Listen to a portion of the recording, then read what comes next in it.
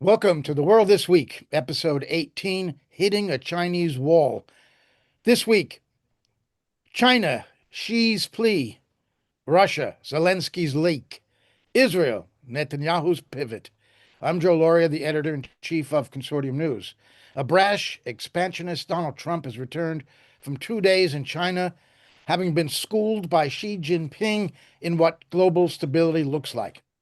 In his January 2025 inaugural address, Trump blared the trumpets of the American empire, putting the world on notice that the William McKinley era of U.S. territorial expansion was back. Not that the American imperium had gone anywhere under previous presidents, but Trump would no longer hide it. Quote, the United States will once again consider itself a growing nation, one that increases our wealth, expands our territory, builds our cities, raises our expectations, and carries our flag into new and beautiful horizons, he said, not stopping at planet Earth. Quote, we will pursue our manifest destiny into the stars, launching American astronauts to plant the stars and stripes on the planet Mars. At Munich last fall, his Secretary of State, Marco Rubio, stirred the ghost of Cecil Rhodes, loudly proclaiming Western supremacy was back in control. Quote, for 5 centuries before the end of the Second World War, the West had been expanding, its missionaries, its pilgrims, its soldiers, its explorers, pouring out from its shores across globes, across the ocean, settling new continents, building vast empires, extending out across the globe, Rubio said. But in 1945, for the first time since the age of Columbus, this is Rubio still, the territorial expansion was contracting. Europe was in ruins. Half of it lived behind an iron curtain, and the rest looked like it would soon follow. The great Western empires had entered into terminal decline, accelerated by godless communist revolutions and by anti colonial uprisings that would transform the world and drape the red hammer and sickle across vast swaths of the map in the years to come. Against that backdrop, Rubio said, then as now, many came to believe that the West's age of dominance had come to an end, and that our future was destined to be a faint and feeble echo of our past. But together, our predecessors recognized that decline was a choice, and it was a choice they refused to make. This is what we did together once before, and this is what President Trump and the United States want to do again now. Together with you, Rubio told a European audience of diplomats and officials who stood and applauded this reemergence of Western imperialism. Trump bullied Greenland. He bullied Canada. He took part in a genocide in Gaza. He took control of Venezuela. He threatens Cuba. He twice attacked Iran. And then he went to China. This week, Xi Jinping spelled it out for him. Put away the tough guy act. You've run up against China now. The two of us better get along or the world is in for a lot of hurt. According to the Chinese readout, the Chinese president asked Trump, quote, can China and the United States overcome the I messed it up, Thucydides trap and create a new paradigm of major country relations? Can we meet global challenges together and provide greater stability for the world? Can we build a bright future together for our bilateral relations in the interest of the well being of the two peoples and the future of humanity? These are the questions vital to history, to the world, and to the people. They are the questions of our times that the leaders of major countries need to answer together. That's what President of China said to Trump. Joining the world this week to discuss this is Mr. Trump's trip to Beijing and the week's developments on Iran and Ukraine are Ray McGovern, former CIA analyst and Oval Office briefer, and Scott Ritter, ex-U.S. Marines counterintelligence officer and a chief UN weapons inspector. Ray and Scott, welcome back to the world this week. Ray, I want to start with you. I think that was a pretty important message that she delivered to Trump. These two countries have to get along. Do you think Trump got the message? Joe, you're asking me to predict the unpredictable. Um, Yes. I've been not really good with Trump. Um, all I can say is they made it as clear as they could make it in the very first little introductory speech. Thucydides trap, don't fall into it. We need strategic stability, and that can't happen unless you recognize that your primacy, your hegemony is over. We have to cooperate together. Taiwan, forget about Taiwan. Don't even think about it. We know you make a lot of money selling arms for them, but just make sure you don't support their independence or remember that there's just one China, as you agreed more than 50 years ago. As for the rest of it, we have actually, I'll stop uh, saying what she said. We have different readouts of what actually happened, and of course, Trump claims that, oh, she's going to help on Iran, and that things are going to be fine because she wants the Strait open too. There's not much about that, if any, in the Chinese readout. So somebody's making up stuff. Usually the Chinese are not guilty of making up stuff. I'll stop there. Well, Scott, that was the message that Trump needed to hear. China and the U.S. need to get along.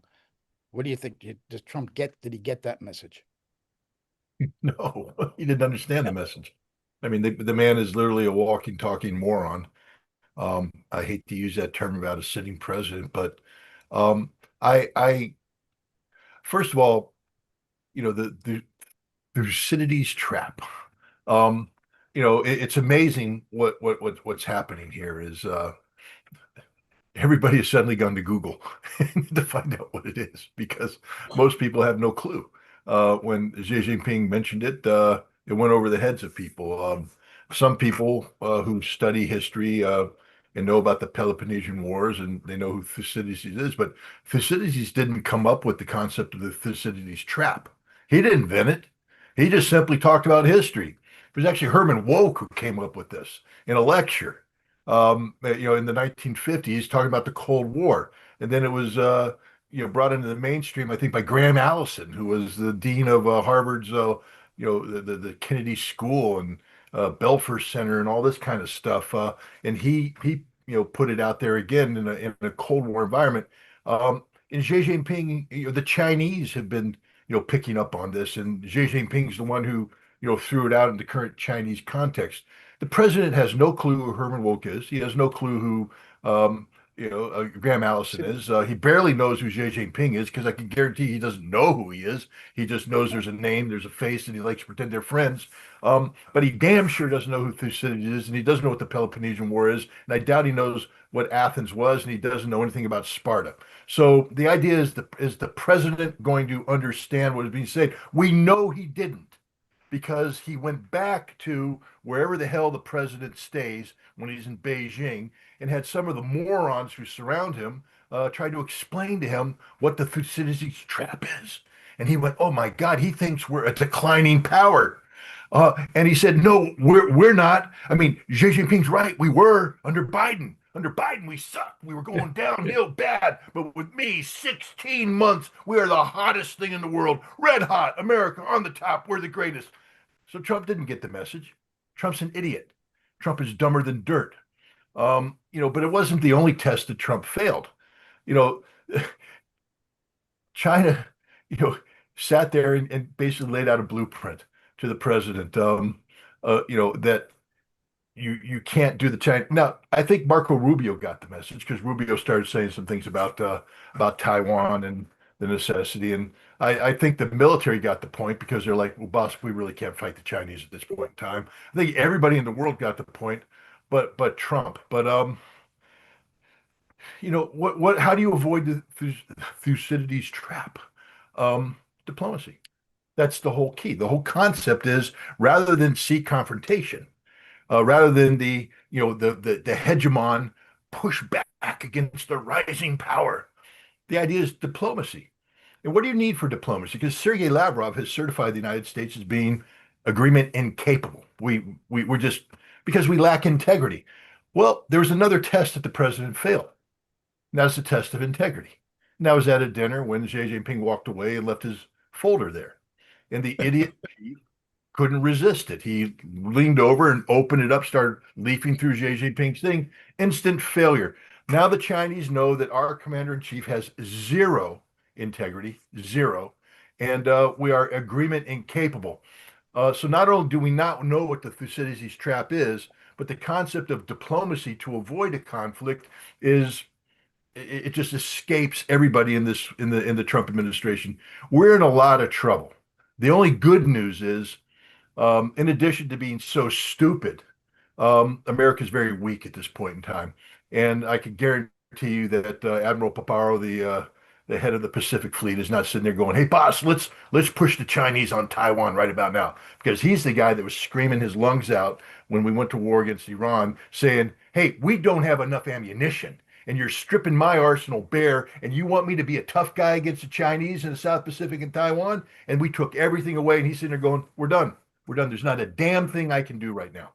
And so that's the only good news is that the fact that we missed the message and our president has no integrity is irrelevant at this point in time. The military knows that not only are we agreement incapable, we are conflict incapable.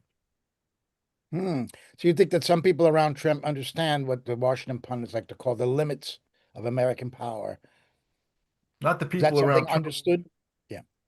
not the idiots around Trump. Scott Bessent is sitting there playing stupid oil control games in his mind. He still thinks somehow that we have the our hand on the spigot controlling China's energy flows and that we can dictate outcomes to the Chinese. He also thinks that we can sanction Chinese, and now he thinks we can sanction Russia. Because we've again all the licenses we granted Russia to allow them to sell their oil on the market have been expired. Do you think for 1 second there's a country out there desperate for oil who signed contracts with Russia to buy Russian oil who are going to go, oops, guess not? No. When you are drowning, you will take the life jacket from whomever offers it. And if somebody in the distance goes, "You can't use that life jacket," you're going to say, "Pound sand. I'm putting it on and living," because they're literally getting into the issues of, you know, economic survival. So the United States is governed by morons, idiots. There's people out there that somehow think that Trump is playing 5D chess and this is all genius. I've never seen a monkey could do a better job just randomly moving diplomatic pieces around the board than what Donald Trump's doing. Ray, just specifically on Taiwan, Trump on the plane back said that she does not, quote, want to see a fight for independence because that would be a very strong confrontation. I heard it out. I didn't make a comment about this. He said that he hasn't decided yet whether they will approve this $14 billion of weapons that have been approved by Congress to send to Taiwan. Then he said this. He said, Trump, I think the last thing we need is a war. It's 9,500 miles away. I think that's the last thing we need. And he also said um, that he wouldn't agree to a U.S. change in official policy on Taiwan. My understanding, the official policy on Taiwan of the United States is that Taiwan is part of China. How could they change the official policy right there? And and you believe Trump this time he doesn't want a war. He said that going in, and look what happened with Iran. Well, with China, it would be different.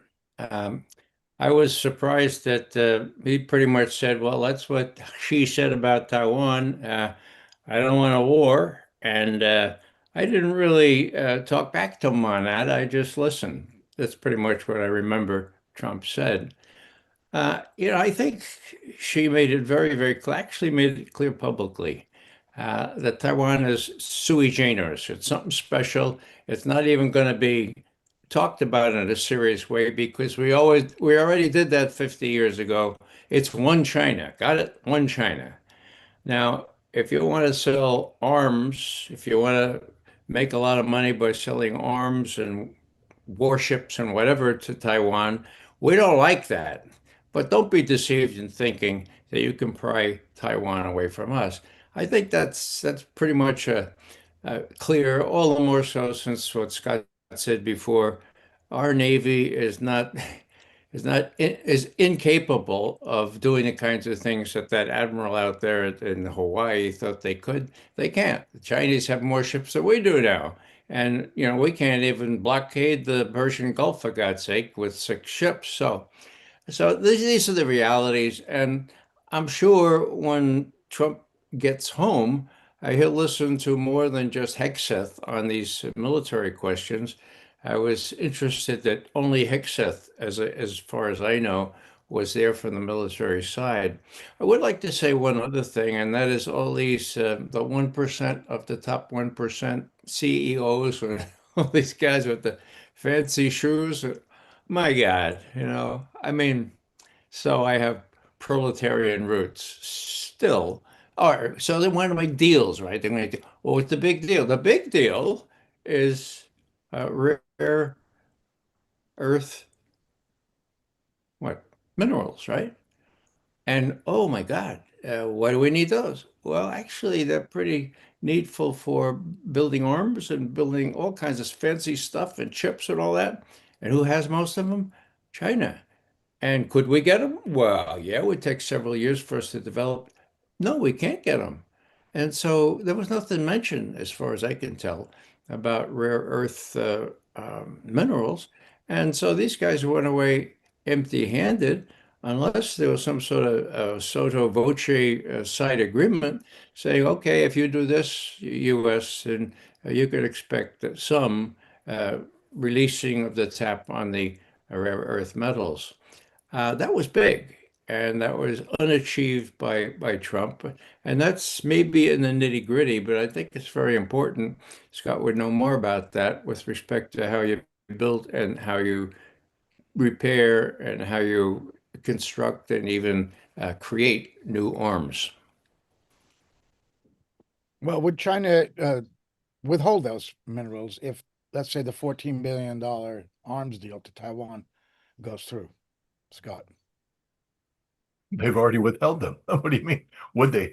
China's got they turned it off, and they haven't turned it on, and they're not going to turn it on. The United States just fired all of our high-tech weaponry, all of our joint standoff rockets, all of our precision interceptors, and all the things we need to make the to build these new ones come down to a bottleneck called rare earth minerals, permanent magnets, and Elon Musk was there. Elon Musk needs lithium batteries. China sort of has a corner on the global lithium market. And Donald Trump, he's such a fool. I mean, Elon Musk may be big deal here in the United States. The Chinese build more electric vehicles, better electric vehicles, in a more profitable manner than Tesla ever can or ever will. So the Chinese weren't impressed with Elon Musk. They're looking at him saying, well, I mean, they put a chick next to him, Miss Computer Glass. She's dropped out of school at 15, worked with her parents, grinding glass, and then took a gamble, and she bid on early glass for computers, and then when Apple did the touch screen, she bid on that and cornered the market. She's one of the richest people in the world right now. That's impressive. None of the people Trump brought is impressive compared to her.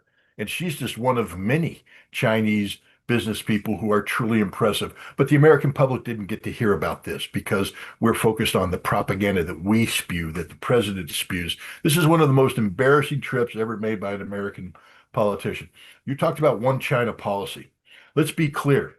The one China policy was uttered during the Reagan administration, I believe, and then immediately backed down.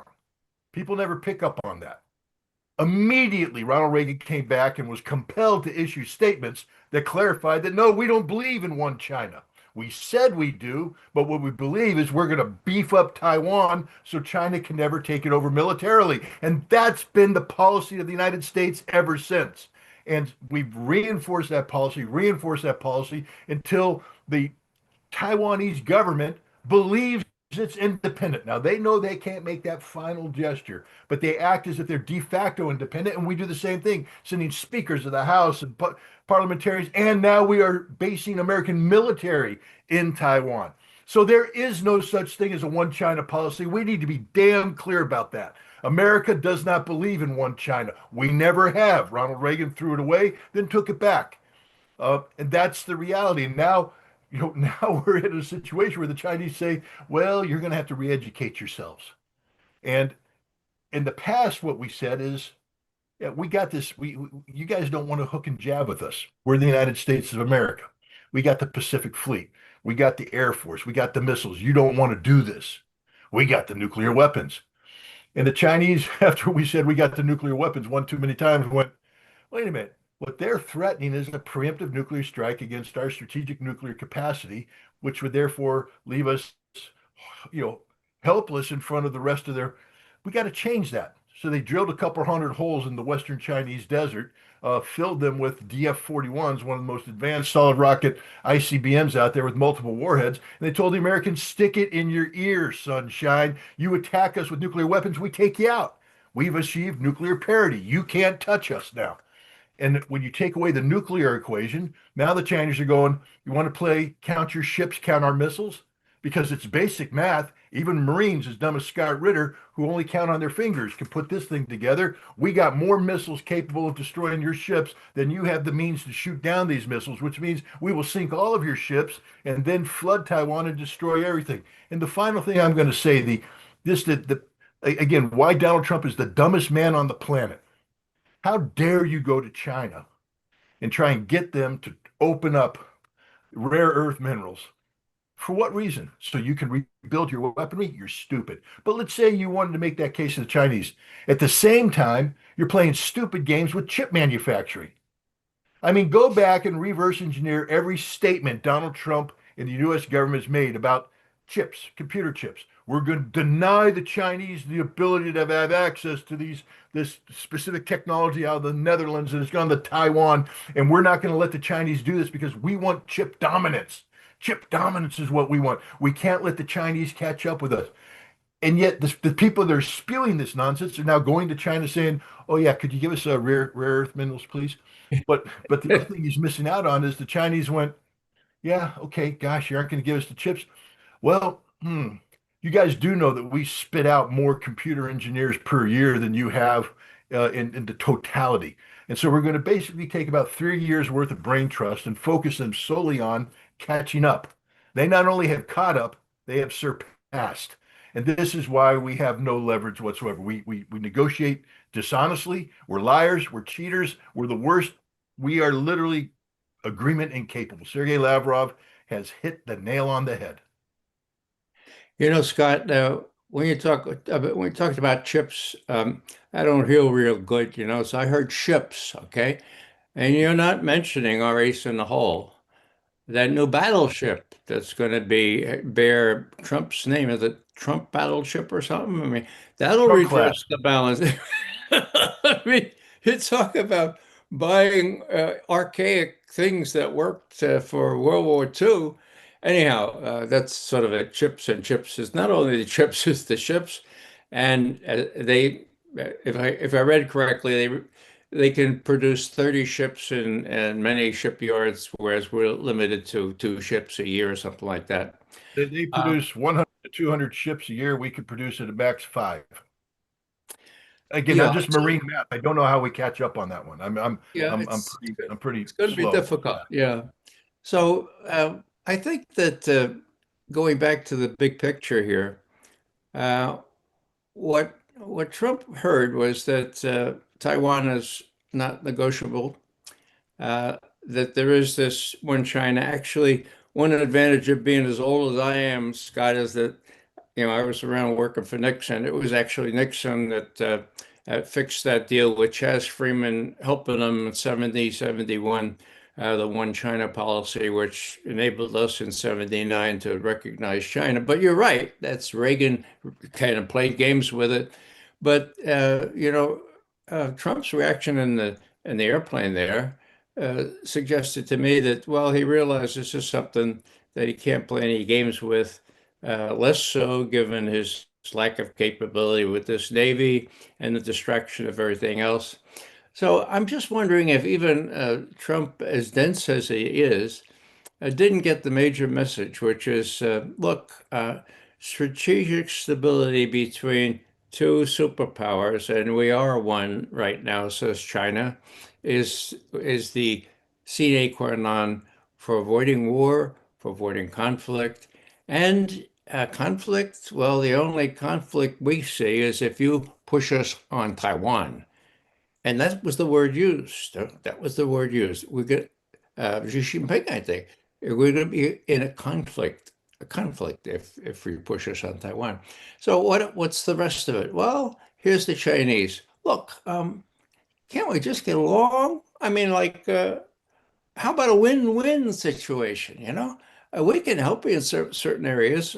If you're good, we might even open the spigot on rare earth, but you're not being good. I mean, Iran is too much. That's a bridge too far. So I think it was a candid thing. I think in a way it could be a salutary thing because not only Trump but the others heard all this, and the 1% of the upper 1%, those CEOs, they heard it too, and I can't imagine anything other than being totally embarrassed and disappointed at the lack of any sign that really big deals were concluded to include the rare earth minerals or whatever. So yeah, that's how I come at that. It satisfied Trump's ego. The pomp was terrific. The circumstances, not so much as far as Trump was concerned. But it was all humiliating, Ray. I mean, the pomp. The Chinese put on a precision military parade Well, we compared did to one the. in Washington just a year ago. Don't you remember? Yeah, I remember the lollygagging around and everything like that. It was humiliating. It just. I mean, and then Trump, Boeing. Somehow Trump invented a contract that doesn't exist and will not exist. I mean, doesn't Trump know that because of the stupidity of his administration and shutting down that venue earlier, that China, all the Chinese airlines went out and bought billions of dollars worth of Airbuses? Mhm. And so there's not like a Chinese airline out there going, yeah, we got a shortage of aircraft. We need to sign big contracts with Boeing. Um, the Chinese wanted to buy 500 Boeing aircraft, and it was the president, this moron in chief, that shut it down. Mhm. Because we're America and we have all the leverage in the world. Well, they just signed a big contract with Airbus, and the last time I checked, Boeing isn't sitting there with a Chinese contract in hand. Boeing has no clue what they're talking about. The Chinese aren't talking about. This is what a mentally ill person does. He talks to himself, and the president is having conversations with himself, and that's why this is always a very dangerous thing. Well, this just in. Trump thinks that the Thucydides trap is a Greek nightclub in Astoria, Queens. This is what he. No, I'm confusing that with Plato's retreat on the Upper West Side. Let me ask about Iran and well, let me before that, Ray. You sent a note to me before the show to us. When Nixon went to China, there was still the Chinese-Russian tensions that they may have tried to play off. That's not the case today, is it? The U.S. No. doesn't have that same leverage that it may have back in Nixon's day in order Yeah. to arrange detente. Didn't they take that into account? Yeah. Joe, thanks for giving me this opportunity to just remind myself that I started working on Sino-Soviet relations. That was my portfolio in January of 1963. Okay. Now, now they were denouncing each other's, but people like well, the hardliners was no, no, you're just being deceived. They really love each other because they're both communists. You're being deceived. And then we saw things like all photography, YouTube photography of 15 divisions, 15 Soviet divisions on the Chinese border. Okay, then we thought they saw them shooting each other against their river, across their riverine borders. And then we noticed that the Chinese were claiming 1.5 square, no, 1.5 million square kilometers in Siberia, territories seized under what the Chinese called unequal treaties. Were they unequal? Sure as hell were. Going back to the 17th century, a Cossack would go out into China, or which was China, put a Russian flag down there and say that's ours, okay? Treaty of Nerchinsk, 1689, I think, defined these things. And ever since the Chinese have said, you cheated us out of major sections of Siberia. Let me tell you one little anecdote here, which is relevant. We know about the Uyghurs in China. We know that they don't like the central government. And it occurred to us to ask our collectors, hey, I wonder, are the Soviets broadcasting to the minorities there in Xinjiang, the Uyghurs? And we found out, yeah, they were, but they were broadcasting in Uyghur. No, we found one Uyghur speaker in the United States, and he was terrific. And he translated these. What the Russians saying? They say you gotta have a revolt against this tyrannical government, and it was inciting. Okay, and then this one Uyghur speaker fell ill, and our capability became weaker and weaker. I'm sorry, that capability became almost nothing until he got better. Just a little thing about how little inventive research or a little bit collection showed that this was really, really real. So enough of that. After, well, when Nixon and Kissinger got onto the fact that the Chinese were really afraid that the Russians were going to do them in, and by that time, guess how many Soviet divisions were on the Chinese border? Chess Freeman tells me 40, 40. Okay. Now, Chaz and others that were pretty bright in the State Department at the time said, look, we think we can work this triangular relationship so that we can develop good relations with the Chinese, and then we'll be able to use that as a lever against the Russians. So they did that. Now, we weren't on to that. It was very secret.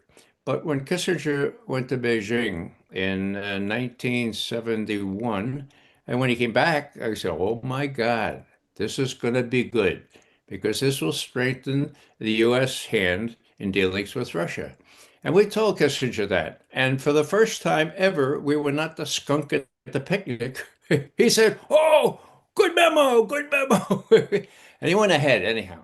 And the START agreement, not the START, but the first strategic arms limitation talks, SALT number one, which I was which I worked on with my branch, Soviet Foreign Policy, and which I was privileged to go to Moscow to be there on the signing and the Bolshoi Ballet and all that other stuff.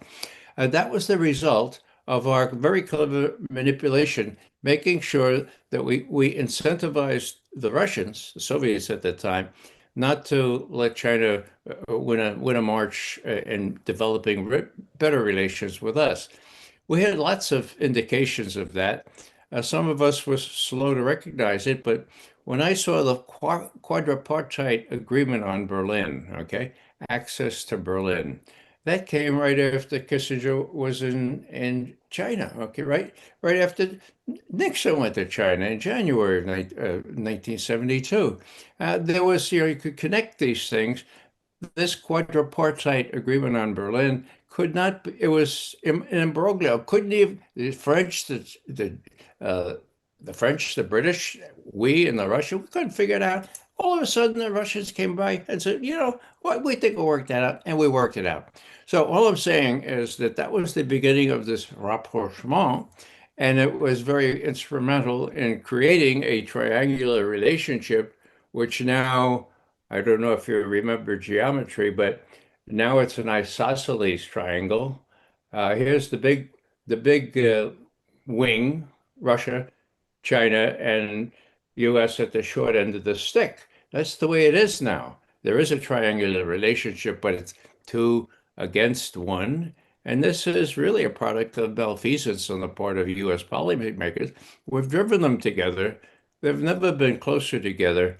And I'll just add one more thing, which I believe, but not everybody agrees. And that is, before Putin decided that he had no other recourse other than to invade Ukraine to stop this army that had been trained and equipped by NATO for the previous 8 years, and to stop killing of Russian people in the Donbass, what did he do? He went to Beijing.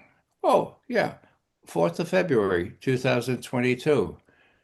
Now, that was big. There were I think Scott wrote the definitive work on that. Scott, you did something about 12 pages on that statement, this joint statement. I remember it correctly. I didn't have the time to do it. Uh, about how close they were. There was no upper end to this relationship, they said, okay? Now, what's the significance of that? It was ceremonial because the Winter Olympics were just starting. So as I reconstruct it, and this I think is really powerful if it's true, and I believe it is, Putin would have had to say to his big brother, look, Xi, I don't know, I know you feel strongly about violating other people's borders, but we're going to have to go into Ukraine, and we're going to do that just in a couple of weeks. I just want to let you know. And Xi Jinping, you mean not until the Olympics are finished, right? You know, yeah, right. So, of course, the 20th of February, the Winter Olympics were finished. On the 21st, Lugansk and Donetsk declared independence, asked for help from Russia, and we had next 2 days the Russian Duma approved it, and you had the invasion of Ukraine with China's tacit approval. Now, there was also indications of more than tacit approval because China's rhetoric switched from Westphalia, where you don't violate anybody's other borders, right? To every country has not only the right, but the need to defend their core interests. And the Russians have core interests in Ukraine, just as we do in Taiwan. So these are just indications of how close they became. They became even before Putin went into Ukraine. How China supported that, even though Westphalia is important to China. They made an exception, and then 3 months after all this rhetoric was they have to you have to defend your core interests. 3 months later, they went to Westphalia again. But that was big. I mean, the Chinese going in with this, and that's going to be coming to an end, I believe, this year. Um, Somebody has got to tell Trump that it's really over in Ukraine, and you have to make a deal there as well as with respect to Iran. And on Iran, the most important thing for you to know, Mr. President Trump, is that the Russians have said that for you to renew this war will be совсем неприемлемый, okay? Совсем is thoroughly, completely. And some people are translating in particular. No, it's not particular. It's совсем. The whole business is completely unacceptable. And 3 days later, who said the same thing but Wang Yi, who very seldom uses those strong words. So he said the same thing about the war in Ukraine and the possibility of the U.S. and Israel renewing this. And so when Putin goes to Beijing just 5 days after Xi is rid of Trump, they're going to be in a catbird seat here, and they're going to work out a joint policy, it seems to me, where if things fall the right way, they can work out the kind of deal that will prevent a new attack by Israel and the United States, and paint enough lipstick on this pig of defeat for Trump to allow him to claim Iran will never have a nuclear weapon. They signed this thing right here that they'll never have a nuclear weapon, and so it worked, you guys. Uh, the benefit of having such a lousy media in this country is most Americans have been brainwashed into thinking Iran is working on a nuclear weapon. So this would be a source of great gratification and applause. I think that they can make this happen. I sure hope so, because if Trump doesn't know he's in dire straits right now, he'll never know. And of course, Netanyahu is still a fly in the ointment. And I would not predict that Netanyahu would be unable to persuade Trump to do precisely what Netanyahu wants yet once again. So I can't Scott, predict. tell us about Tell us about this upcoming meeting between Putin and Xi now, in wake just a few days after Trump. What Yeah. message should the U.S. be getting from this? What understanding should they have about the relationship that China and Russia have? Does Washington understand this? Well, policymakers should understand this. Now, should is a different thing than do they. One symptom of how ignorant people are on this very key question came during Biden. Uh, June 2021. Okay. Biden has already flexed his muscles, sends those people named Blinken and Sullivan to talk to the Chinese who are kind enough to come to Alaska for what? To be read the Riot Act by Blinken and Sullivan. Wang Yi said, what? They actually had a strong argument before the press there before they ever started. And that was March, if memory serves, 2021. And Biden gets up at the same time and he says, China wants to be a great power in this world. That's not going to happen on my watch. So there you have the hegemony attitude. I just add before I forget Biden, at the very end, his last inaugural, he's looking around at all these people that are really clapping hard for him in Congress.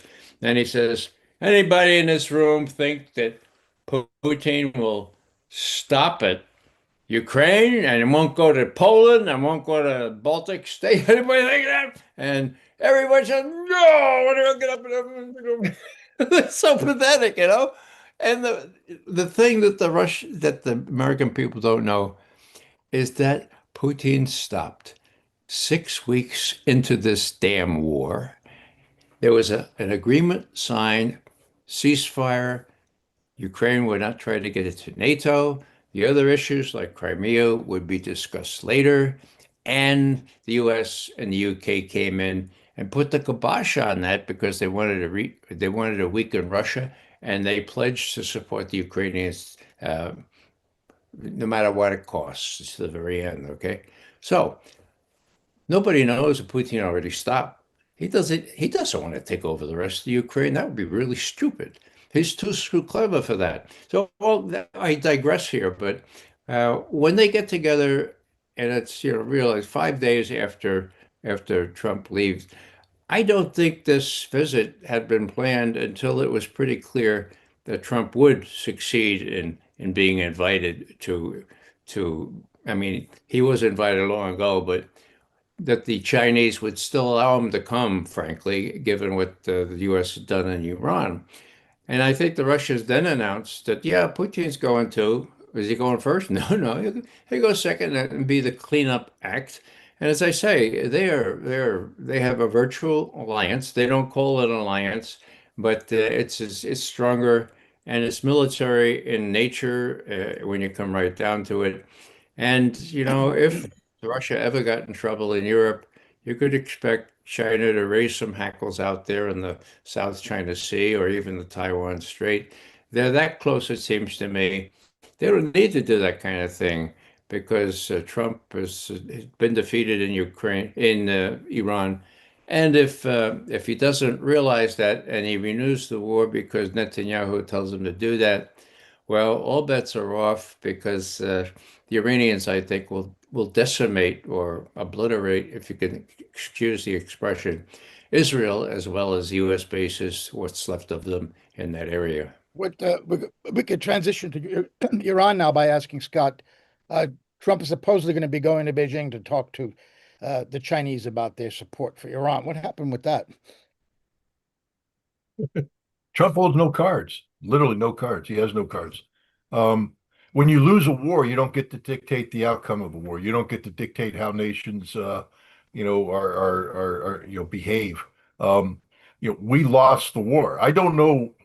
There seems to be this, you know, this stream of thought in the MAGA social media world that somehow the United States. I mean, and you see it. I mean, and this is stunning to me because you know, you have the president of the United States saying only 18% of Iran's missiles remain, only 18%.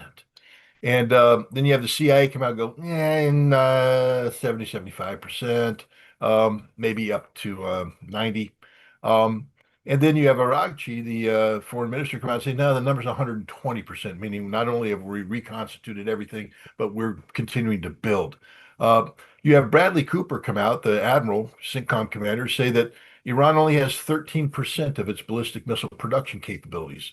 And yet the Iranians are continuing to produce missiles at a rate that exceeds the production rate before this conflict. This isn't bad intelligence. This is straight up lies being told by the president and by the CENTCOM commander. Now, it's not the first time a CENTCOM commander has lied for political effect.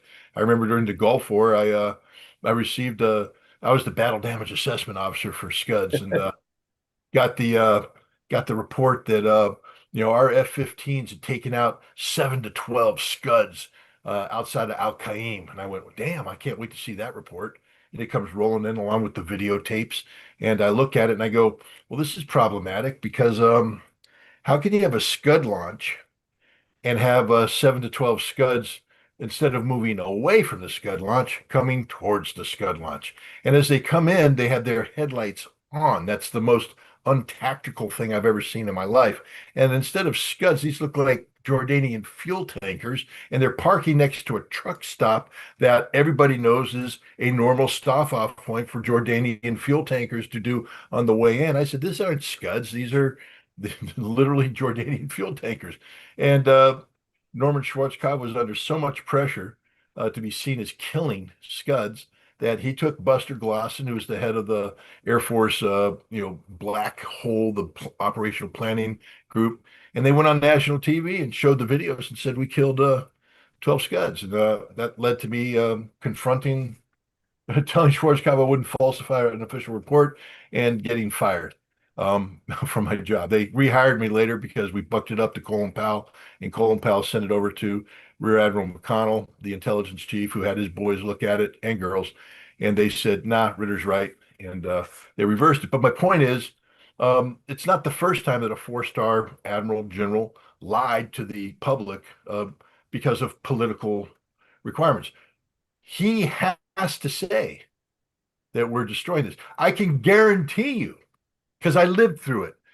They have weak ass officers in their battle damage assessment plane who were told every time we drop a bomb, we're killing missiles. And they went, oh, yes, sir, we agree with that formula. Every time you drop a bomb, we're going to go ahead and degrade them 7.6% because that's the formula that my boss told me to apply. Instead of somebody going, bull, you know what?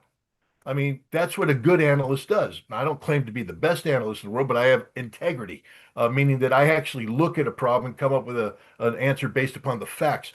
We have an entire intelligence community right now whose only job is to say, sir, yes, sir, 3 bags full, sir. What do you want me to do? I know this because I had them throw the same damn algorithms at me in order to justify starting the ground war because we weren't blowing anything up. I was putting out the photograph saying, you claim you destroyed this. The B-52s that went in there missed the target by 200 meters. The bomb line is here. The trench line's here. You can't say anything was killed. And they said, nope, calculate the tonnage of bombs and then reduce the operational capacity of the Iraqis by a certain percentage. And I said, then this isn't battle damage assessment. This is just fiction, pure fiction. And Admiral Cooper's presentation before the United States Senate was 100% fiction, politically driven fiction. We can't win a war if that's how we're reporting this war. The reality is we have had zero impact on Iran's ballistic missile production capability. They took all of their high capacity production to include solid rocket motor capabilities and moved it from the Parchin fixed facilities, which we bombed outside of Tehran, which were empty when we bombed them, and moved them underground, and they're pumping out missiles. And we know this is the case. If I know it, I can guarantee you the intelligence analysts know it, except they're told not to know it. They're told, no, we don't look at that. We solely focus on 15,000 targets, this many bombs, this much tonnage, and therefore we must have achieved the following. It's the same damn trap we fell into in Desert Storm to lie about the effectiveness of air power. And this is the problem. the Iranians right now are so strong, so strong. The United Arab Emirates is about to find out, fatally so, um, that they're making the mistake of their life by pretending that they can ally themselves with Israel. I mean, they need to look at a map and realize how far away Israel is and how close Iran is and how vulnerable everything is. They claim they're going to build a pipeline. That pipeline won't exist because the port that's going to receive the pipeline is going to disappear in a holocaust of fire brought in by the Iranians. The same thing with Abu Dhabi and Dubai. What happens when you take out the water desalination plants? Now they have no fresh water. Then you take out the power generation plants and they have no air conditioning. And it's 50 degrees already. It's going to get up to 54 pretty soon. And you have no water, no air conditioning. You can't live in Dubai. The Burj Al, whatever the hell they call it, the big tall building, no one's going to be in that building. It's going to be empty. The whole city's going to be empty. That's the future of the United Arab Emirates. And Israel's about to learn that lesson too. The Iranians have had it. They're finished. They're done. No more 30-year-old missiles coming in. They're coming in with the big stuff, the good stuff that they've been building in underground factories that we didn't eliminate. We are lying to ourselves, lying to ourselves. And you can't win a war when you lie to yourselves. I'm not saying that we could win it if we told the truth, but we damn sure could avoid making bigger mistakes. But this president has created a situation because it's a cult of personality in America. This isn't your standard chief executive. This is a malignant narcissist. And we have a cult of personality. I mean, I just got back from Washington, D.C. They drape banners from buildings with Donald Trump's image on it if he's some sort of, all imposing guy. No, he's just an idiot who's going to be in office for 2 more years, maybe. He's not they want to put his face on. They're literally talking about putting his face on Mount Rushmore. He's talking to Schumer, saying, "I'll do things for you if you put my name on this rail building and on this airport." He's a narcissist. He just put a golden idol of himself in Mar-a-Lago and had religious figures surround it and pray to God. Doesn't he read the Bible and understand that that's sort of what you don't do? If you believe in God, you don't put up gold idols to yourself. This man is sick. This man is warped. This man is demented. And therefore, he surrounds himself not with people who will tell him, no, I'm not claiming to be the bravest man in the world, but I was a junior captain. I told a 4-star general, no, you're wrong. It's a lie. And I won. And I won. Let me pick up on that, if I may. I read Colin Powell's, you can't really call it a memoir. It was his big book that would prepare him to run for a president if he wanted to. He later said that his wife said she didn't want it. Anyhow, it was a really good book. I read it, as my Irish grandfather would say, I read the whole thing black and white, okay? So here I get this incredibly interesting story about, oh my God, the Schwarzkopf, if you remember him, claiming that they zapped 6 or 7 Scuds, okay? And and then the next day, oh no, AP reports that they were oil tankers, so Jordanian oil tankers, okay? Well, the backstory that Colin Powell tells in this thing is that this analyst wouldn't agree with Schwarzkopf. And so Schwarzkopf said, screw him, get rid of him. And so he fired him. But somebody back-channeled Colin Powell, chairman of the Joint Chiefs of Staff at the time, from DIA or somewhere else. They said, hey, this guy's right. Haven't you seen the AP report here? They were just oil tankers. And so Colin Powell says, so I called up Schwarzkopf. I said, General, we have a lot of disagreement here in Washington. DIA and other people saying you got an analyst there that says those were oil tankers and not Scuds. What? If you want to hear a string of invective, according to Powell, he never heard the likes of it. And the final word was, you want to run this war? You want to run this war? You want to let me run this war, for God's sake? And Cole Powell hangs up, and then Powell says, well, that's the way it goes. that was the lesson for me, the instruction. A guy who's running a war, even though he's lying through his teeth, you don't say next time tell the truth. You don't even rejoinder. You say, okay, you fired the guy, and Scott points out later he was rehired because somebody honest there. Now the guy who was advising Cowell at the time was Admiral McConnell, right? And so McConnell was quite willing to go along with this charade because Schwarzkopf outranked McConnell. But so anyhow, naive McGovern is with Scott Ritter speaking somewhere about 3 years ago, and it occurs to him, "Hey, Scott, you were in that intelligence unit there with the Scott. That gutsy guy. Do you know who that guy was that told the truth and got fired and then?" And he looked at me. He says, "You put me on, huh, Ray?" I said, "No, I'm not." And I said, "Oh, who are you?" So here's a guy that's been through it and who's done the right thing, rehired because he was doing the right thing. But most people don't get rehired because the Jordanian tankers don't appear all of a sudden. I have one other illustrative example here, which goes back even further. You've heard of Vietnam. Let me tell you how intelligence was misused with respect to Vietnam. I'll try to make it short. General Westmoreland out there was giving killing figures every week to the press in Saigon, saying, "Oh, we got 300 killed there, 1,000 killed this week," and then all of a sudden there became indications that there was still more and more VC, still more and more communists under arms in South Vietnam. A friend of mine, Sam Adams, looked at this and said, "My God, there are 400 to 500,000 Vietnamese under arms in South Vietnam," and so they sent them out to Saigon. And General Westmoreland's folks said, "No, no. Can't be more than 299,000."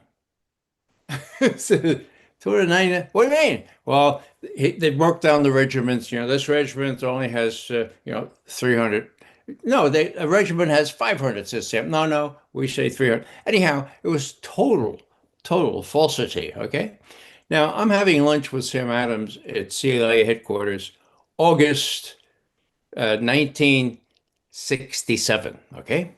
Sam had made quite a stir because he had convinced the whole community that he was right and Westmoreland was lying. The whole community except the U.S. Army and Army intelligence. So I said to Sam, my God, what's going on with Westmoreland? Usually, when a general's in command of a war, he exaggerates the strength of the enemy. Why the hell, would Westmoreland would downplay it?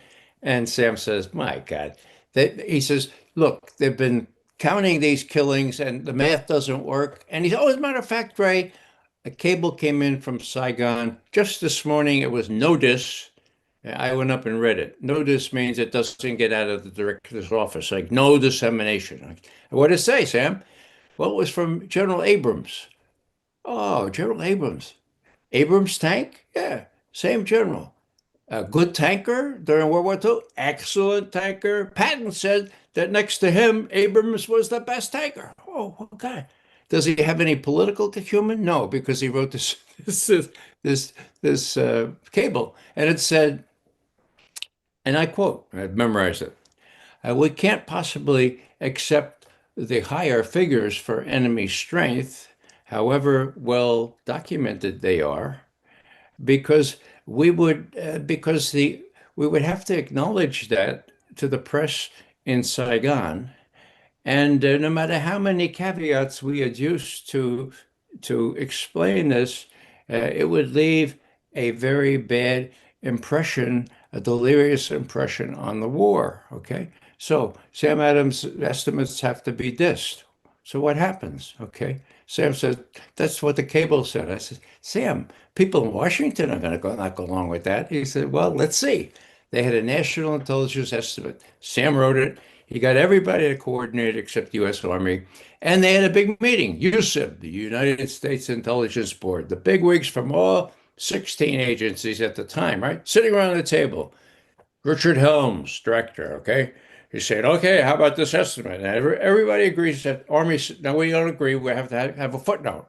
So Helms says, all right, we'll revisit this. And he goes back in the room and he brings Sam and a couple others. And he says, Sam, you don't understand. I can't agree to this estimate when Westmoreland is saying that. You know, my primary duty, says Director Helms, Richard Helms, my job is to protect the agency. And there's no way I can protect the agency if I get involved in a pissing match with the U.S. Army at war. So put that estimate aside, Sam. We'll downplay this thing. We'll go with the figures that Westmoreland has. Now that is the summer 1967. 2 months later, or 3 months later, January, February 1968, you had the Tet Offensive. And how many people do you think invaded every town, hamlet, city, and town in that South Vietnam? Well, it wasn't only 299,000, it was like 500,000, okay? Then, the results of that were that LBJ decided, well, he had been misled. Had he been misled? Yes, he had been misled. And and he decided not only to go to negotiations and to stop the bombing, but not to run for office again. Now, Yeah. one other thing which is equally important, and that is that Sam Adams' figures were revealed, they were leaked to the press. What happened was in early March 2000, I'm sorry, 1968, there was a fellow at a very high, Les Gelb. We learned that later. He was Deputy Secretary of Defense, right? So what did he do? He knew that Westmoreland was in town to request 206,000 more troops to go into Cambodia, up through Laos, maybe into North Vietnam itself, and finally finish this damn thing, okay? Les Gelb leaked those figures to the New York Times, I think it was on the 9th of March, 1968. A fellow who knew about Sam Adams' estimate, his name was Daniel Ellsberg.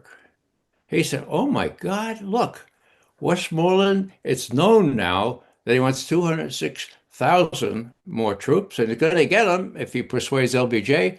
Why don't I leak Sam Adams' figures, which Dan did, his first leak ever. So March 1968. That was a week later. And later, then LBJ, and we know this, convened this, what do they call it, the smart men panel, okay? You had all the usual suspects. And he said, and this is a direct quote, with all these leaks, I've lost support in this war. I was going to give Westy the 206,000 to continue the war and prosecute it faithfully and successfully. Now I can't do that. I'm going to go to negotiations. I'm not going to even run for president anymore. That's what happened. So lots of lessons there. One is that you can leak, and you can leak if you're the Assistant Secretary of Defense, and you can leak if you're Dan Ellsberg, even before he leaked the rest of the stuff. And leaks really help. And the other teaching point, of course, is how deceitful generals or admirals are at war. They have they have their own pride and so forth. And Schwarzkopf was no exception. And McConnell later became director of national intelligence. So these guys can still bubble up if they play the game right. And Helms. Let me go to Scott, Ray. Ray, let me go to Scott. Just want to say Helms was Yeah. a disgrace to the intelligence community when he gave in to the army. Scott, let's fast forward to 2026. Netanyahu last week on Sunday gave an interview to 60 Minutes. And one of the things he said, first he said the war with Iran is not over, but that's not surprising. What might have been surprising was that he would like within 10 years for Israel to no longer be dependent on any money from the United States for its military, that the 3.8 billion they get, they will have to get it from somewhere else. Well, has he seen the writing on the wall that a new generation of Americans are totally against Israel, that they've lost the Americans finally, and that they're going to have to get money from elsewhere? And I have an idea where I may be trying to get that money. What did you make of that, Scott? Yeah, I think it's a statement of political reality. First of all, in 10 years, Benjamin Netanyahu won't be here. I don't think he'll be here in 2 years. I hope he's not here in a year, and I pray he's not here in 6 months. Um, but what we're seeing is, a statement of reality. But that statement only comes after you don't make statements like that if you're Benjamin Netanyahu unless you've put pieces into play. And you said you think you know. Let me guess. United Arab Emirates. Whoa, Maybe what a the country, guess. He took a maybe the country secret that trip there supposedly recently. a Maybe that's secret something to do with trip, it. and he put Israeli forces on the ground. I mean, the fact that the Arab world hasn't gone in and beheaded every Emirati out there as a disgrace to Islam, as a disgrace to the Bedouin principles is beside me. But you know, this is why the UAE has precipitously withdrawn from OPEC Plus. And is seeking to maximize their output. They're going to hide theoretically behind an Israeli shield. Um, but this is an act of desperation. Um, you know, I guess when you're in the desert, wandering the desert without water, you start to hallucinate and you see amazing things. Um, Hmm. and so now we have Netanyahu and the leadership of the United Arab Emirates seeing amazing things. They're seeing things on the horizon that nobody else sees um, because they literally are dying. Um, if they are stupid enough to uh, attempt to pull the United States back into this conflict by carrying out attacks, um, I believe they will be eradicated. I think the United Arab Emirates will cease to exist as a viable nation state, and I believe that while the Iranians may not take that step with Israel because Israel does have nuclear weapons, and in a pinch, who knows what they would do. I do believe that they can make Israel pay such a heavy price that it's the end of Netanyahu politically, because the only way you could justify Netanyahu is already under a tremendous amount of scrutiny. Again, all the lies that are told. The problem with social media is that the idiots who post on social media tend to believe the crap that they post, and then other people believe it, and then they echo it. And anybody who raises their hand and says, "Hey, the numbers don't add up," you're an idiot, you're this, you're that, and all that. I don't mind being called an idiot. I've been called worse.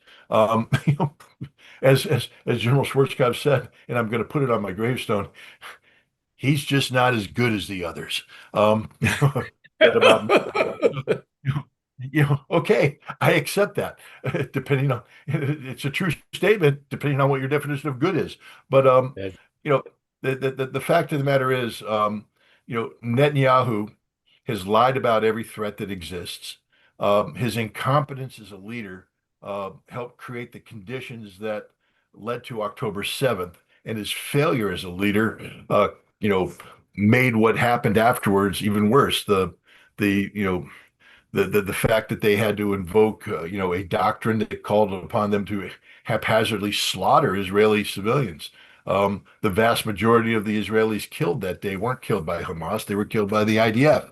And then they went in and they committed genocide against the Palestinians, and they haven't eradicated Hamas. They haven't won that. They went to war against Lebanon, committed genocide against the people of southern Lebanon. Again, genocide is can be defined in a number of ways. Um, I always like when people challenge me on that. What is your definition of genocide? I say, I don't know. I'll borrow it from the United States government, perhaps, since I'm an American citizen, and I'll apply maybe the definition used to describe what ISIS did against the Yazidi, because we did declare that to be a genocide. And if you use that same standard, then what the Israelis are doing is genocide times 4 billion. But the term genocide has been politicized over time, but we know it when we see it. That's the thing. And so when you go to Lebanon and you have collective punishment, when you basically say that we're going to punish the Lebanese government for allowing Hezbollah to continue to exist by killing Lebanese civilians. That is targeted mass murder. It's genocide. Um, and then he thought he won. He killed Hassan Nasrallah. They had the pagers blow up, and he declares victory because he's the most clever. Well, I don't think there's an Israeli today that thinks they're winning against Hezbollah. I can guarantee you there's not an Israeli soldier on the ground in southern Lebanon that thinks they're winning against Hezbollah. The Israeli army has been stopped in its tracks. They're getting slaughtered on a daily basis. If you want to see what happens when an army that doesn't know anything about drone warfare runs up against drones, watch the IDF guys run for their lives as the Hezbollah FPV drones hunt them down on a daily basis.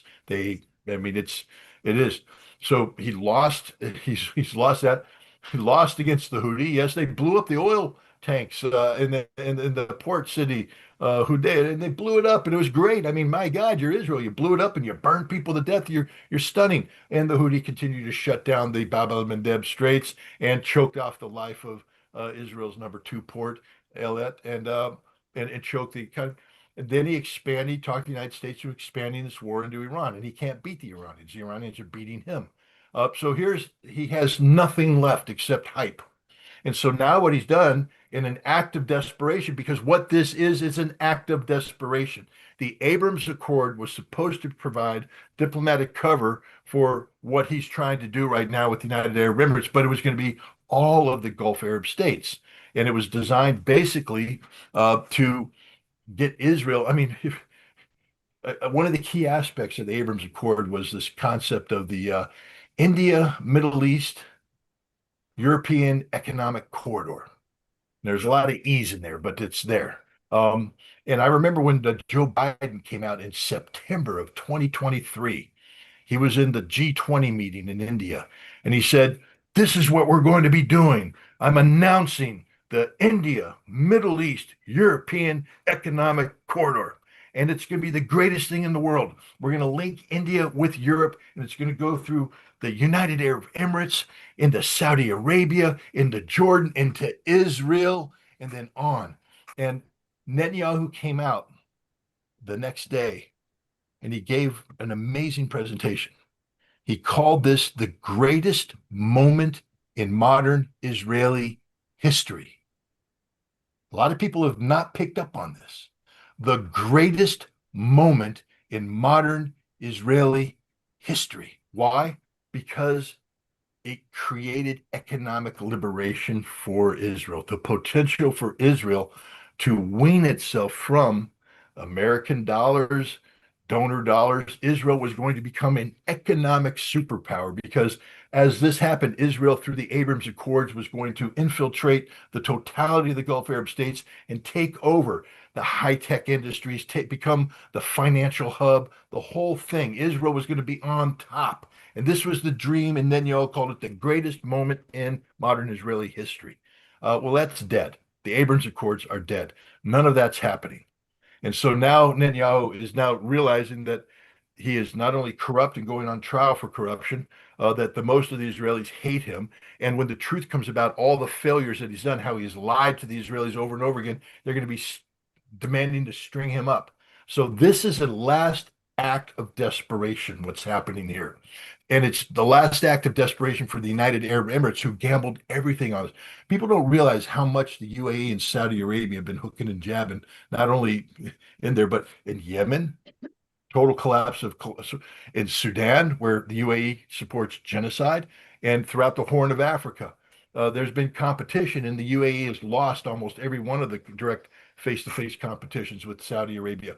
The UAE is desperate. They feel that they haven't been able to compete because OPEC Plus constrains the amount of oil that they can get out of the territory. They don't understand anything about global economy, price control, et cetera. I mean, again, the stupidity of the moment. But what they've done now is they have rejected the Gulf Arab nations' understanding that the United States is a power in decline, that Iran is a power in the ascendant, and that Israel has lost. They can't handle that because that means they lost. So they and the Israelis are seeking the one in a million. You've seen that movie Dumb and Dumber when Jim Carrey turns to the beautiful girl. and says, so we can get together. And she's like, no, I don't see it happening.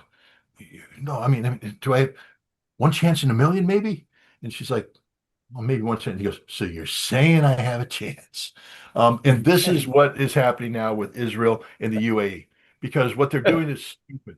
The idea that the United Arab Emirates is going to now operate under an Israeli security shield, liberate itself from OPEC plus, pump out all the oil they want to in a market that's going to make money. And Israel now is going to reap the benefit of that through contracts, etc. Israel is going to become part of the Abu Dhabi, Dubai financial market. As no, but again, they're insane. I mean, this is what happened when you're in the water, treading water. You've been drinking the salt water. You're hallucinating. I mean, you see islands with beautiful women and all that, and that's where they are right now. And, oh my God, she's so cute. If we could just swim there, she'll be ours.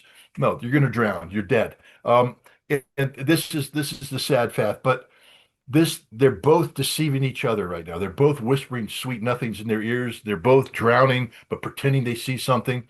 And they're going to start something they can't finish. Israel will be permanently crippled, and the UAE will disappear.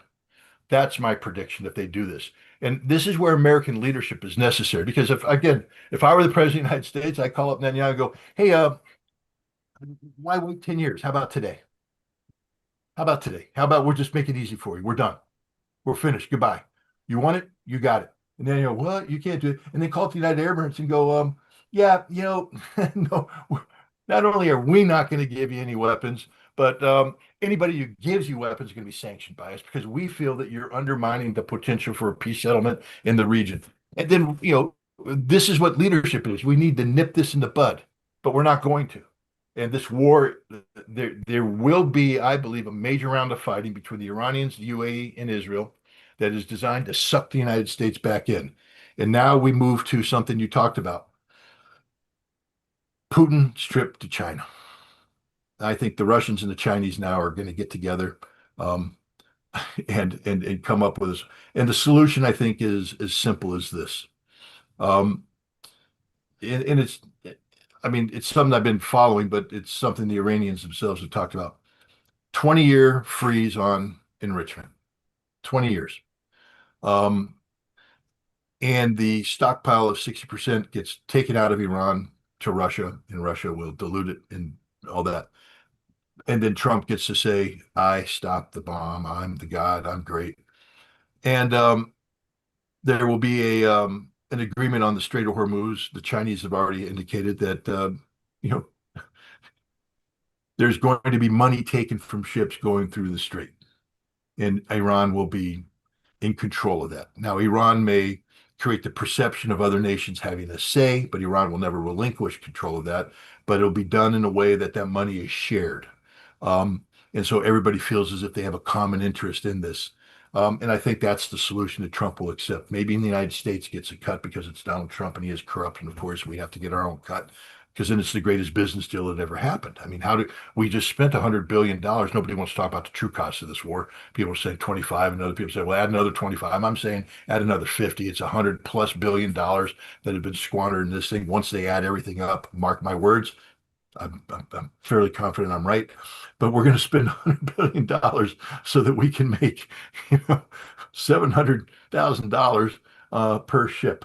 How many years will it take for ships to go through there where we can make up the money a lot? I mean, Donald Trump's the worst businessman in the world, but he's going to sell it as a victory. I think that's the direction that Russia, China, and the United States are trying to go. Israel and the United Arab Emirates are going to try and screw that up. And it's up to Iran. I mean, and again, I can't tell the Iranians what to do, and they wouldn't listen to me even if I tried. But you know, the escalation ladder is always something that people try to manage.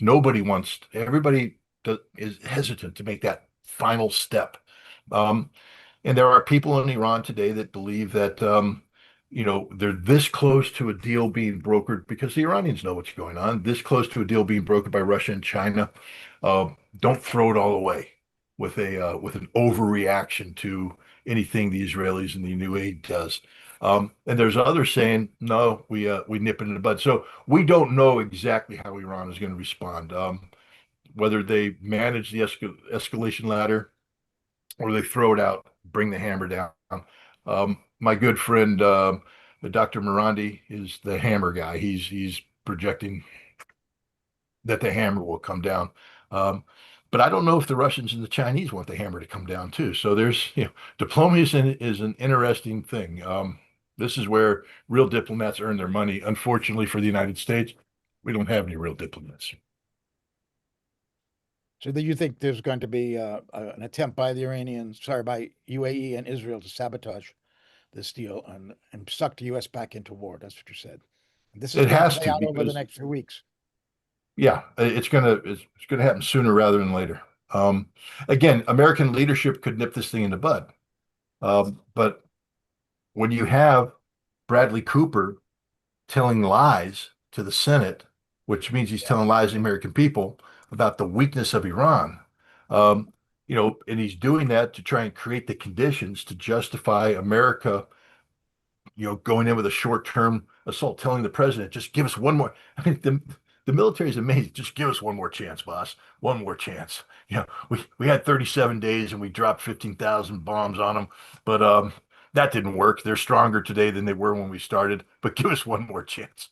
I mean, only an idiot would say, "Yeah, that we're going to give you another chance."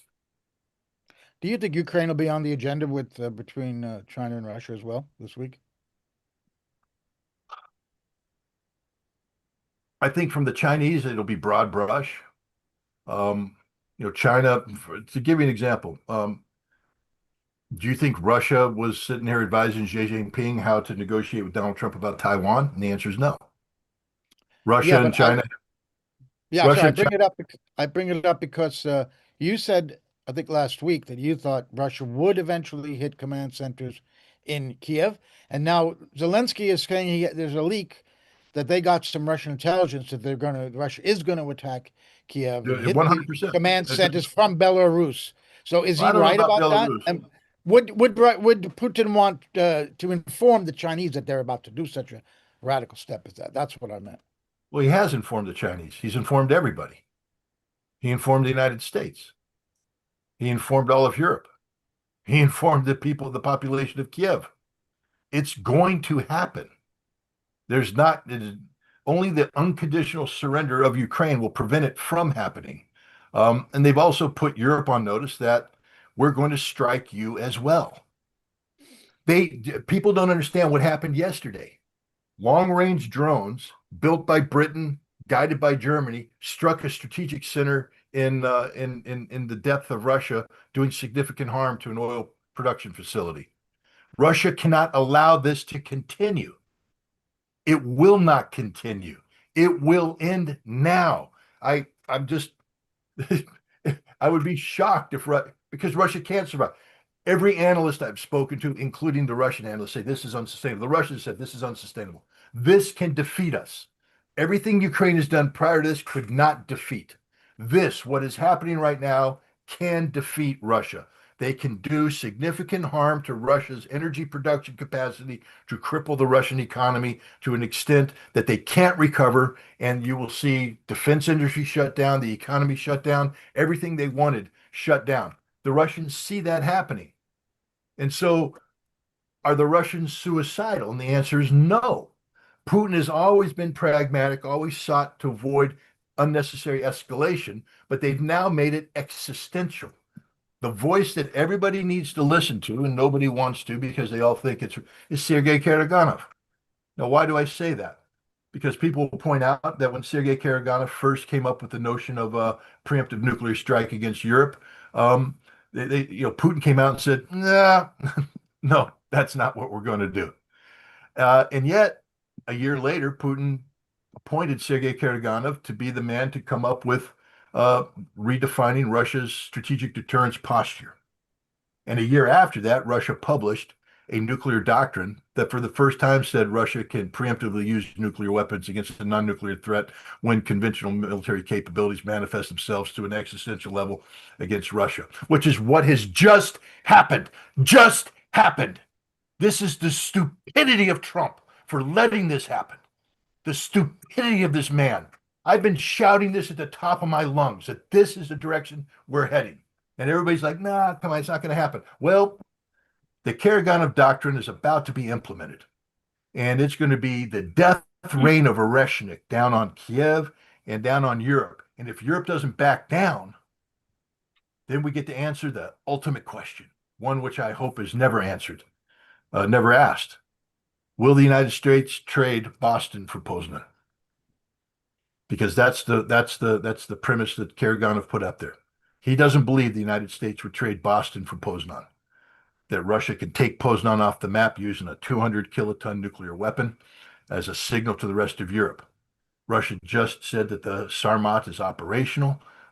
This is a nation-killing weapon. One Sarmat missile will take France off the map. One Sarmat regiment will take France, Germany, and the United Kingdom off the map. The power that's contained in this missile that cannot be shot down is unmatched by anything in the world today. And so the Russians, again, Putin never wanted to go in this direction. Putin told Karaganov no. But we kept pushing. We kept pushing. And now we're at a point where we have literally taken Russia past the red line they said exists about preemptive use of nuclear weapons against a non-nuclear target.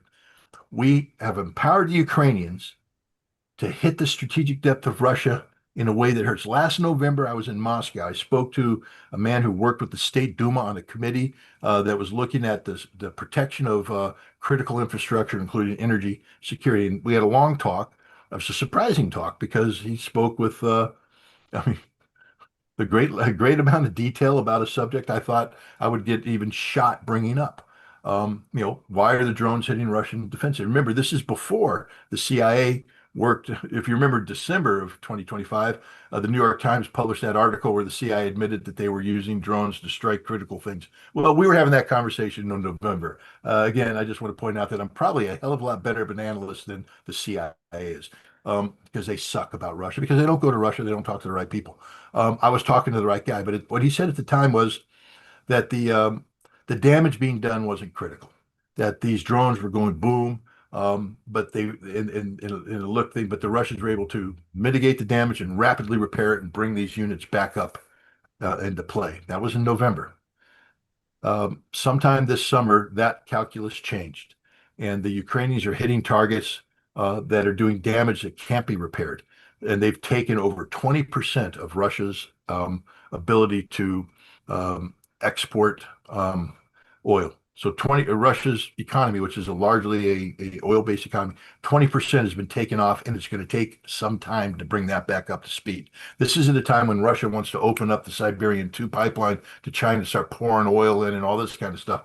It's going to be difficult to do that when your critical infrastructure has been there. Now, who's doing the targeting? The British intelligence. We know they're the ones picking it. The CIA is also advising on this, and the CIA is admitting that they're still doing this. The Germans provide the guidance, and the British build the damn things. Russia cannot allow this to happen. It can continue. It's fatal to Russia. Fatal to Russia. If this continues throughout the summer, Russia will shut down as an economy. That's how bad this is. So, is Russia going to take out Kiev? You're damn right they are. The St. Petersburg International Economic Forum takes place in a little bit more than 2 weeks. I plan on being there. Should be interesting. If the Ukrainians launch a drone strike against the St. Petersburg International Economic Forum, I believe Kiev will cease to exist and Russia will hit Germany and perhaps Great Britain with Oreshnik missiles designed to destroy the production facilities affiliated with the drones that are striking. This is not theoretical anymore. We are at the point where the red line has been crossed, and Russia has no choice but to take action. No choice, and it's a dangerous thing because I call it the Karaganov fallacy, because let me tell you what I believe is going to happen. This is why I get really scared. Well, first, I'll just preface this. You guys probably know that I had my daughter gave birth to a beautiful little baby girl. And I'm a grandfather now. And that sort of changes everything. Because prior to her birth, I was looking at, I turned 65 in July, and I was like, well, I'm freaking old, and I got to sign up for Medicare, and it's over. It's over. Done. I guess I just get in my rocking chair. She got born. I went, no.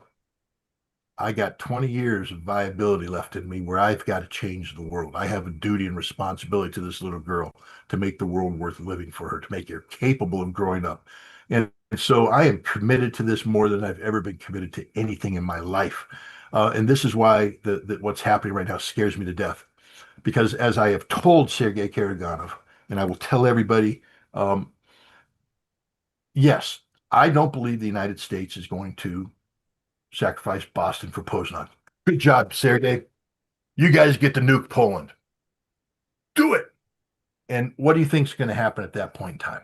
Well, the Russians have already answered that question because the Russians have said if the United States nukes Iran, that changes the strategic deterrence calculation. Up until now, nuclear deterrence is premised on the notion that nuclear wars cannot be fought, cannot be won, therefore they should never be fought. And nuclear weapons therefore exist only to deter use of nuclear weapons against you. So the only way you would ever use a nuclear weapon if a nuclear weapon is used against you. But if we start dropping nukes on nations like Iran, let's say we do that. What the Russians have said is you've just changed the nuclear deterrence calculus because it's no longer about we'll never use them. You just showed us that you're willing to use them, that you have nuclear weapons and you're willing to use them. You use them. And now you're the mad dog that's out there. So the next time you go, do you really want to fight me? Because I've used nukes against Iran. And the Russians are going to go, wow, I guess we have to use nukes now against Europe to prove to America we're willing to use nukes too. So any nation that uses nukes, it does not end there. It will not, it cannot end there. Nukes will become incorporated into the day-to-day business, and then every computer model that's ever happened once you use two nukes comes into play. It may take longer to roll out, but it's going to be a nuke, a nuke, a nuke, a nuke, a nuke, a nuke, a nuke, a nuke, a nuke, a nuke, a nuke, and we're all dead. It's a 100% guarantee that you cannot contain nuclear war.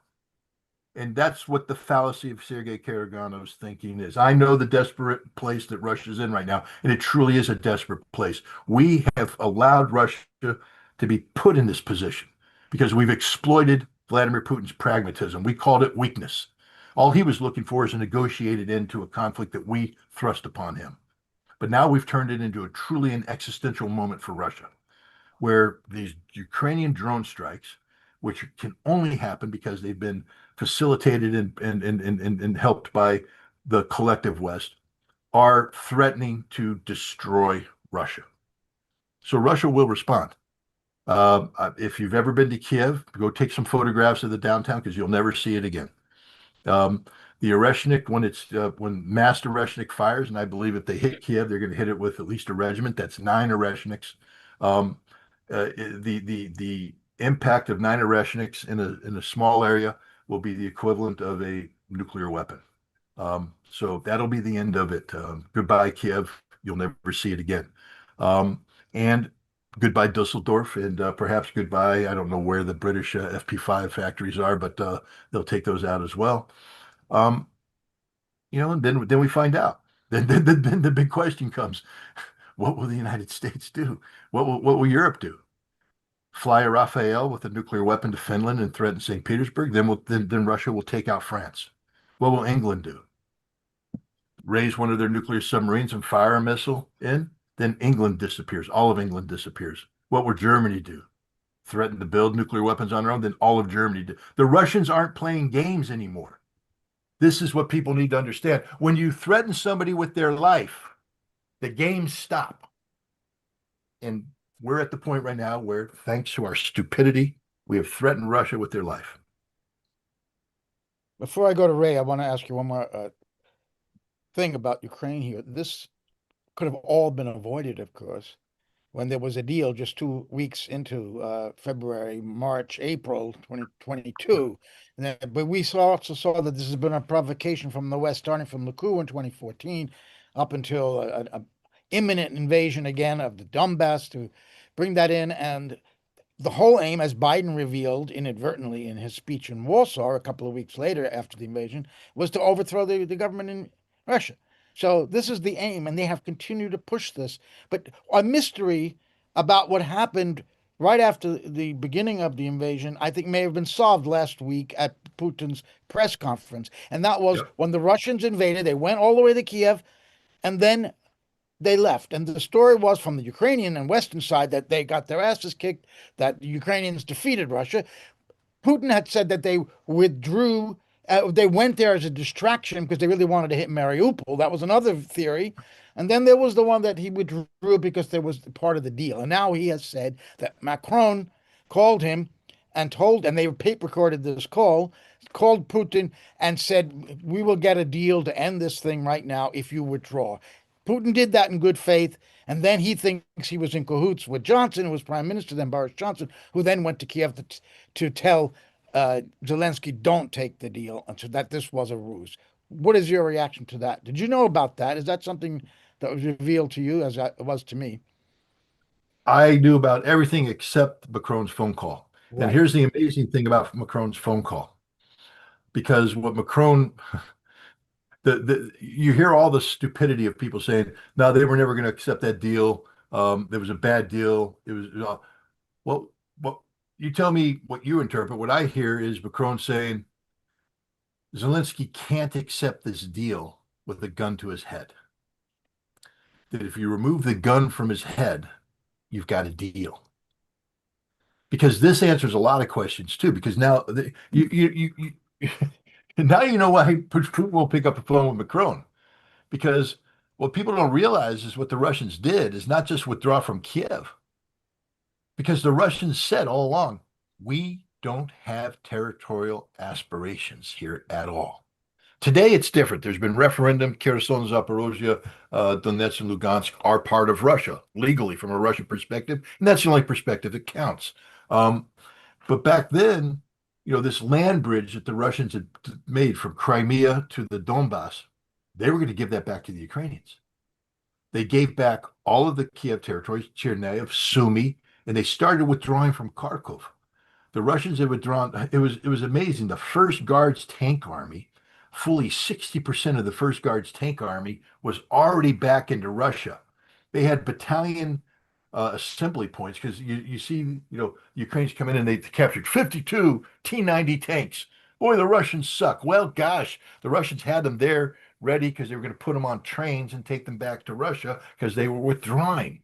There was a reason why there was no coherent Russian defensive line, because the Russians were in the process of withdrawing to live up to the agreement that Putin apparently made with Macron. Take the pistol away from the head and they will make the deal. And in the middle of that, perfidy. Perfidy again. 30,000 Western mercenaries reinforced the Ukrainian army that was rebuilt using $50 billion of American European money in training. And they launched an attack that, everybody's going, oh, look how good Ukraine is. Well, I mean, it's easy to defeat an enemy that it wasn't ready to fight, thought that they were withdrawing, that thought, that's what happened. Now, after that, General Surovikin came in, Surovikin line, 300,000 mobilization, and the war changed. But up until that point, what this does is prove once and for all that Russia wasn't seeking to occupy Kiev or defeat, Russia wasn't seeking the strategic defeat of Ukraine. What Russia wanted was the Minsk Accords to be adhered to. What Russia wanted was an end to the fighting in the Donbass and Donetsk and Lugansk. And they weren't even saying that those territories, remember, up until that point, those territories had only declared independence. They weren't part of Russia. Russia was coming to the assistance. It was, there was a lot of interesting stuff going on legally in terms. Why do you think Wagner got to play? Wagner got to play because it was created on the territory of Lugansk, because Lugansk was not Russia. And so for the laws prohibiting a private military contractor to exist went away. So Wagner was created because it could exist on Lugansk and Donetsk, but it couldn't exist in Russia. Why? Because it wasn't Russian territory. And there were still command and control problems, coordination problems between the Donetsk People's Republic, Lugansk People's Republic, and the Russian army. There was a whole bunch of control issues. Because Russia was not making the power play to absorb these territories at all. Russia was actually going, and Ray hit something that a lot of people don't pick up on. One of the things the Russians said too, is in this peace treaty, was on Crimea, we're willing to talk to you about issues of of sovereignty, meaning we're not going to give it back to you, but we recognize that Ukraine views it. So we're willing to talk to you about how we can allow Ukraine to have more presence there, what the we're willing to put Crimea on the table, not in terms of returning it, but to create some sort of joint ownership process. The Russians were willing to do all of this. This was Vladimir Putin's not saying I want it all. This is the crap that's told, in the West about Putin making a land grab. As Ray said, Biden going, who thinks he's going to stop here? You're going to go. Hell, he stopped. It's not even a hypothetical. We know he stopped. He didn't just stop. He withdrew. He retreated because he wasn't trying to do any of the crap that the West says he's going to do. This is the betrayal of it. And again, there was, and there continues to be frustration. I know that because when I was in the special military operations zone of operations 2 years ago, two questions were from the Russian people there. Why did it take so long for the Russian troops to come in? And why are we playing games? I mean, why do we continue to believe that the Ukrainians have a say, have a vote? Russia has always been very respectful to the Ukrainians, always been very respectful. But that day is over. That day is done. And the Ukrainians only have themselves to blame. And again, historical Kiev, I mean, it would break my heart to see Kiev gutted, but it's going to be gutted. Bankova is going to disappear. And we may find ourselves in a shooting war between Russia and Europe before this is done. The good news is Europe can't do anything. The beautiful news is that Europe has nothing to do anything with. The Russians sent a signal. Not too many people picking up on the signal. 1,500 plus drones launched against Ukraine in a single day. The greatest drone launch in the history of the world. A few days ago. A few days ago. Now the Russians have been outside of Kazan. There's a bow or something of this nature where they had this giant drone plant, and a couple of years ago that drone plant was producing 1,000 drones a day. Now the Russian expenditure rate is 250 to 300. Sometimes it goes to 400. Sometimes it goes to 450. Sometimes it goes to 600. But the bottom line is every day the Russians are banking drones that aren't being used. And now they've upgraded these. Those are the original Jaren 2s, but now they've got 3s, 4s, 5s, 6, a big rocket-looking thing. But they're and that factory has tripled in size. So they're probably producing around 3,000 drones a day, using 400. But every day, the Russians are banking 2,600 drones. Every day.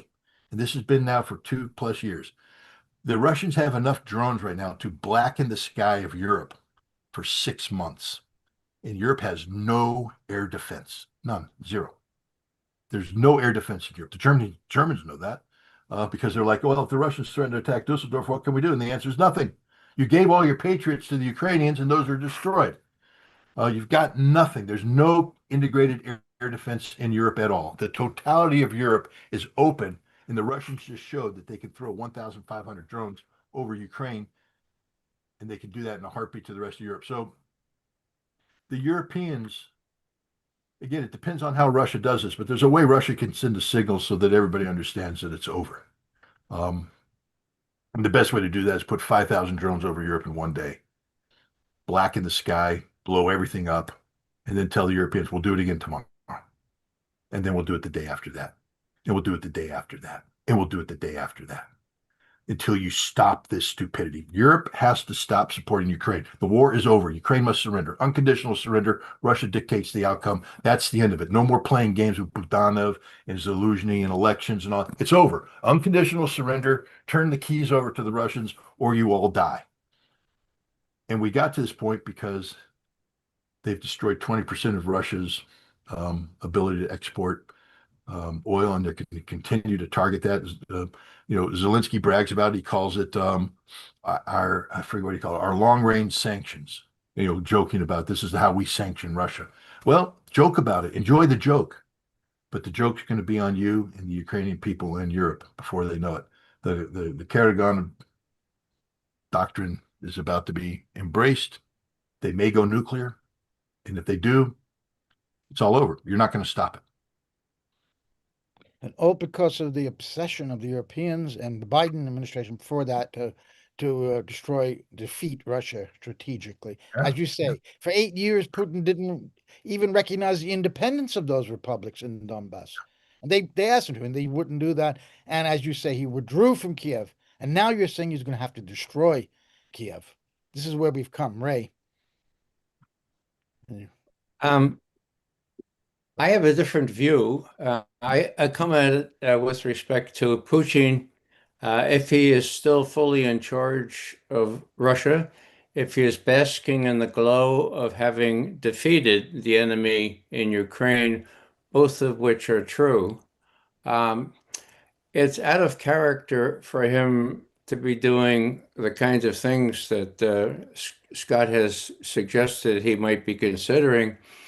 He was asked a question at that press conference after the parade on Victory Day about, well, how do you feel about all these attacks in places as far away as Ekaterinburg, for God's sake? It's 1,000 kilometers. How you doing, man? And he ducked it. He didn't say a word. So he's not taken the Karaganov or Medvedev and all these other kinds of lines. He leaves it ambiguous. What do we think will happen? There's one thing that we haven't mentioned, and that is that the corruption of Zelensky and his regime is going to come to play a big role here.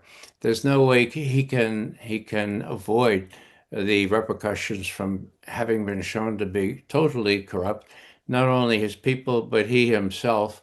And what I see here behind this investigation is the hand of the West trying to find out how best to get Zelensky out of there. I think that may happen fairly soon, like in another month or two. Meanwhile, how about the Europeans? How many of these missiles do they have? We had, at least I had been looking at it as pinpricks, as things that do significant damage, but in the great realm of things don't really matter that much because Russia is winning in Ukraine. There's a very, very clear demarcation that Putin and the others have made between the US and the Europeans. Uh, the Europeans are being criticized as never before, and the US is being sort of exculpated. Now, I don't know if the CIA is still involved in programming these West German or UK missiles. I don't know about that. But, there's an option here that Putin can distinguish between what the US is doing. And he said in this press conference that he believes that the US is sincere in trying to get some sort of negotiated settlement, and that once this Iranian thing is gone, they'll get back to brass tacks. So the reason for my hesitation here is the notion that this would be totally out of character for Putin to do. NATO is already pretty much rendered asunder. I don't think any of the West Europeans could expect the US to come to their aid, as was the case in the past. And so let's speculate that in Beijing on Wednesday, Putin comes with a plan and he says, "Look, we're the two major superpowers now. Let's see if we can make constructive proposals that will end wars not only in Iran, but also in Ukraine. Let's bring our pressure to bear here and appear in the process as the enlightened people interested in peace proposals and offer our good services to do that." The Russians have really pretty much already done that on Kiev, as Scott has told about the enrichment thing, making their services available. And on Ukraine, I think that the time has come for the Ukrainians to move against Zelensky himself, and some of them are doing that, whether they're aided with the U.S. military, the U.S. intelligence or not. So I see a very fluid situation. I don't. I think that one thing that I just end here with is that one thing that was learned on May 6, 7, 8, and 9 was that Donald Trump still has influence with Zelensky and the Ukrainians. After all, the Russians were still worried that Zelensky would fire some of these things on the parade. It was Trump, by everybody's admission, including the Russians, that got Zelensky to say, no, 3 day ceasefire, we're not going to do that. Now, what the implication of that? The Russians believe that the US can still tell people like Zelensky what not to do. Now, can Trump tell the Europeans what not to do? I think Trump can say to the Europeans, look, Russia is up to here with your shenanigans and firing these long-range missiles. Don't count on Article 5 and NATO anymore. If you keep doing this, you're on your own. It's pretty much shattered already. You're on your own. You ought to stop it, and we're not going to give you any more sophisticated guidance that you might need. So I'm more hopeful that we have statesmen in charge, that the ruin of Europe can be avoided. And maybe I'm just a Pollyanna here, but I think that if Putin is still fully in charge, if he is as circumspect and gradual as he has seemed to be, I don't think that Russia feels itself in the kind of dire straits that would motivate them to do something as radical as bomb places in NATO countries and was in Europe. But Ray, I would just respond by saying this. First of all, if Putin's still in charge, there's only one person in charge of Russia, and his name's Vladimir Putin. And there's no debate about that absolutely anywhere.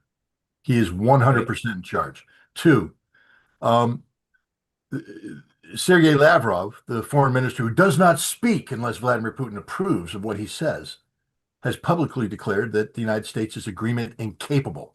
So I can't imagine, having declared the United States to be agreement incapable, you're not going to go to China and try and come up with an agreement with the United States after Trump proved in China he's agreement incapable. There's no agreement to be launched with the United States. Both sides recognize this. Two or three. Um, you say Putin didn't say anything. He did, Ray, 5 times. They told everybody, get the hell out of Kiev. We're taking it down. They bid formal. They called up the United States. They said, leave, because when we hit this target, your embassy's going down. We're going to do this. This is what we're going to do. It's not hypothetical. It's never happened before where Russia said, leave, we're taking it down. And Trump didn't do shit. I've spoken to the Russians. That's what Trump did. The Russians set this whole thing up. Kiev did what the Russians wanted them to do. The Russians dictated the whole scenario here. And they think that Zelensky is a joke in terms of his stupidity. But this was a foregone conclusion that Ukraine was not going to launch. You think Russia's joking? They're not joking. They're as dead serious as they have ever been in their entire life. That means that the line has been crossed. We're not playing child game anymore. We've gone into adulthood. There will be no grand bargain. There will be no deal. There will be death and destruction. And Europe has crossed the line. And the other thing is, Ray, they've done grave harm. For the first time, the Russians are admitting this. Grave harm has been done to the Russian economy. Grave harm. They've never used these words before. Putin didn't say anything because you don't give away your hand. In the past, Putin always rejected Karaganov, always rejected it. This time he didn't say anything. Dmitry Medvedev, on the day before Victory Day, came out in Russia Today, a state-controlled media outlet with big audience in the West. This isn't Dmitry Medvedev sitting there on his Twitter account putting out his great tweets, which I love, but everybody goes, oh, that's just Dmitry Medvedev being Dmitry Medvedev. This is Dmitry Medvedev, the deputy chair of the National Security Council of Russia, putting out a warning to the West, an official warning to the West. And Ray, the last thing, I was at the embassy when they celebrated this. I've never seen such a tone in my life. I'm just telling you, I listened to the speech, I watched the videos, the concept of unconditional surrender was repeated all before. They all talked about diplomacy, the potential of this, that, and the other thing. We still view our Ukrainian brothers as brothers that have just gotten a little off. We can fix it. No, death to Ukraine was the only thing that was talked about at this official embassy function. death to Ukraine, unconditional surrender, linking Zelensky to Adolf Hitler. Ray, this is a marked change. Russia has, my opinion, Russia has made a decision, and we pushed them to that decision point. No, that this is the reality. And I, we'll find out. I mean, we'll find out. I hope I'm wrong. I want peace. I want peace. But I think it's imperative that you have to warn people about the consequences of their bad actions. The United States has behaved poorly. We don't have a say. Nobody trusts us anymore, Ray. Nobody trusts us. I was in Russia. They don't trust us at all. They don't trust us. There's nothing we can say. There's no deal that can be made. We're beyond the deal making point. And Zelensky is, Europe, you talk about Article 5. Why is Europe meeting and saying we have to talk about how we have a Europe with a NATO without the United States? They've already had those meetings at the senior level, heads of state level. How do we operate without? Because they've made the decision. They're not looking to the United States for Article 5. They assume the United States will not provide Article 5 coverage, that they're on their own, and yet they continue to do what they do because they believe Russia's bluffing. This is the fatal mistake of everybody. They believe that Putin's a pragmatic guy, that Putin's not going to do this, that past patterns repeat themselves and he's going to back down and all that. I think they're all wrong. And I think you're wrong on this one. I think the decision has been made. The Russians warned everybody 5 times to get out of Kiev. They've never done that before, Ray. Never. That means that they have targeted Kiev. That means that they have the Oreshnik units out and about and ready to go. And it won't be just Oreshnik. There's a new kind of missile, Oreshnik 2.0, that's going to come raining down. Yars with avant-garde is going to come in. We're talking about a multi-layered ballistic missile assault on a nation's capital that has never happened before in the history of mankind. It will be the message of messages. This will be the Archangel Michael coming down and spiting the enemy. I mean, this is the kind of thing that the Russians are talking about. This will send a signal, a non-nuclear signal, like nobody's ever seen before. And it's a repeatable event. The Russians are ready for it. They're not just because they're not just saying, hey, like they did in the past. We launched a single Oreshnik, which, by the way, what I'm finding out is both Oreshnik attacks against Dnipro and against outside of Lvov, these were inert Oreshniks. Yeah, they didn't go boom. They just came down and did some kinetic impacts. That the Oreshnik has actually a kick to it that hasn't been demonstrated yet. And so, in the past, the Russians went, "Oh yeah, we would never use that against Kiev unless we warned you first." Well, they warned him, right? They warned him. That means you don't just give a warning. You know the Russians. They don't give warnings unless they have the ability to back that warning up. And you know how military thinkers are. Once you plan an attack, it's going to happen. Especially if the predicate for the attack keeps happening. It's not just about drones against Moscow. It's drones against St. Petersburg. It's drones against strategic depth. The Ukrainians keep hitting the same pain point. I just see the Russians. I think the decision has already been made. I don't think there's any coming back, and I don't think Russia's going to ask China for any permission. I think the Chinese know this is going to happen because the Chinese were told by the Russians, this is happening. This is what's going to happen, and they know it's going to happen. Scott, friends can disagree. When you said that 5 times they were warned, yeah, but the Russians are saying they're giving Trump credit publicly for stepping in, and they're thanking him and saying, "Yeah, we warned," and they did warn. But then when Putin was met with this question from his favorite questioner, he ducked it. What about the Ekaterinburg? Well, and Medvedev even is saying, well, these people are really bad, these Europeans, okay? But the U.S. is sincere. Medvedev, the U.S. is sincere in trying to help us on Kiev. And after the Iran thing is finished, would welcome their help. But meanwhile, we'll just deal with Ukraine ourselves. In other words, there's a demarcation now between the United States and the Europeans. They're Always has been. fulminating, they're fulminating against the Europeans. There used to be a link, it was called NATO, and that would prevent the Russians from doing what you're suggesting they would do to Europe.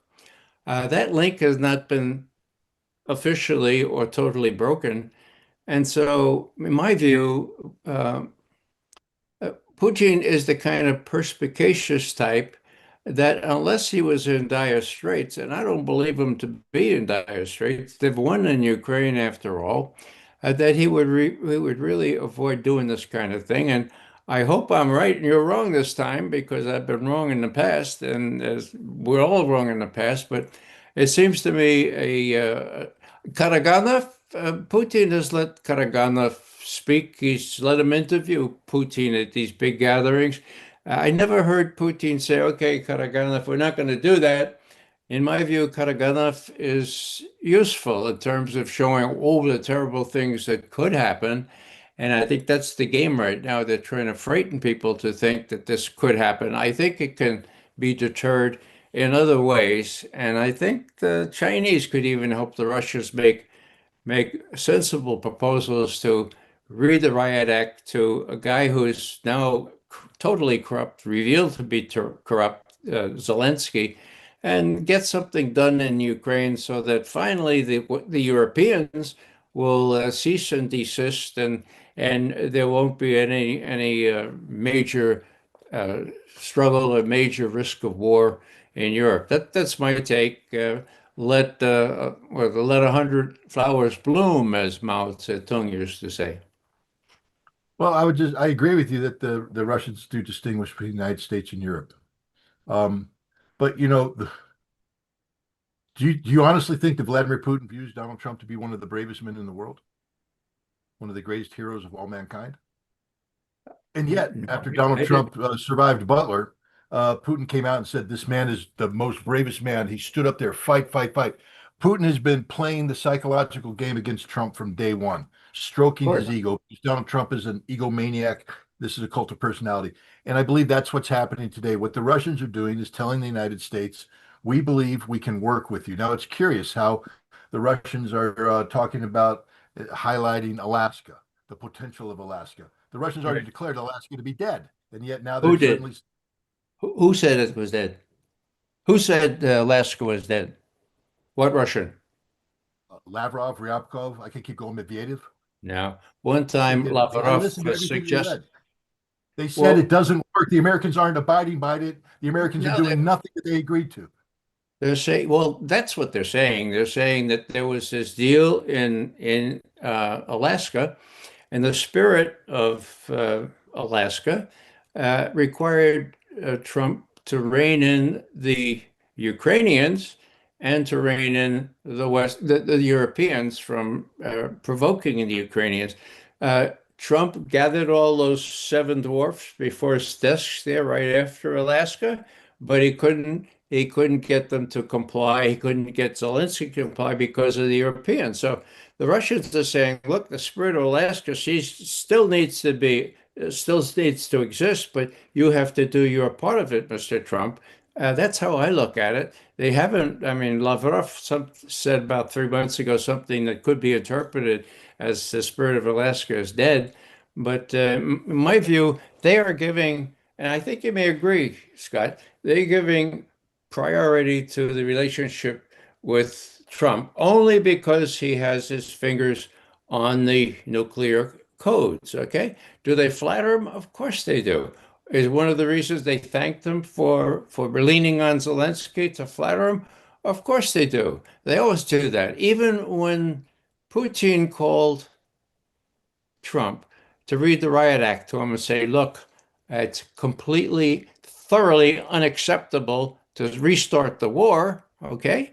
At the end of it, there was sort of really kind of relaxed thing and saying, well, we'll keep talking about Ukraine, we'll keep talking about these other things, and we expect you to cooperate with us. So, I think that if I'm Putin and I'm looking at, should I put an Ereshnik in Kiev or maybe even in Germany where the factory is. The cost benefit thing for me, knowing what I think I know about Putin, that's not worth it. We can do this in another way. It'll take a little more time. I'll take a little more heat from the people who want to go quicker, but I can show them, look, going slowly has paid dividends. We've won in Ukraine. Just have a little patience, will you? And if you're right that he is totally in control, that's how I think it would more likely turn out. Now, your turn. I just don't know why, if the spirit of Alaska is alive and well and living, Lavrov says that America's agreement incapable, because we Well, are incapable of making it. No, yeah, they invented that word under Biden. Yeah, dogovor is agreement or treaty. Способный, able. Okay, so не договорно способный. I mean, it was a great word. I had to memorize it a couple of times, but that was used under Biden, and it was true. Of course, Biden wouldn't even talk to the Russians. So yeah, they use this. And of course, when you have clowns like Witkoff and Kushner coming into, they're not going to go there anymore, I don't think, to the Kremlin, then it is agreement incapable. But again, I'm not seeing a real upsurge in aggressiveness by the Russians. I still look to Putin. That Q&A session was very revealing. Not only the thing about Macron and how he intervened, but other secrets that Putin shared. For example, on but Ray, that the Macron thing proves the West is agreement incapable. That's the purpose okay, of that story, was to say you can't trust a frickin' word. Anybody in the West says, they will always stab you in the back. That was the lesson that I drew from yeah. that. Yeah, but he also said that is Putin. Look, enrichment, no problem. We helped with the JCPOA. We can help again. As a matter of fact, the Iranians say they're not working on a nuclear weapon. And actually, IAEA has been all over that place, and they found no trace of work on a nuclear weapon. And there's lots of evidence that this may be true. So we're willing to help out on those things. And that is, I think, the more, what's the word, more typical of Putin's approach. He's saying, look, we can help. We helped last time. We can help this time. And we can even pretend that Iran was working on a nuclear weapon if you insist on that, and that you stopped it. They realize this guy's crazy, right? And their priority is to prevent a nuclear war. And God knows what would happen if we threw a Rushniks into Europe. What would Trump do? It's not worth the calculus, in my view, if I'm Putin, say, I know you guys want to do that. We have the capability. We could advertise the capability, but it's not come to that yet. Let's not take that kind of risk. Why did they warn 5 times that they're going to take out Kiev?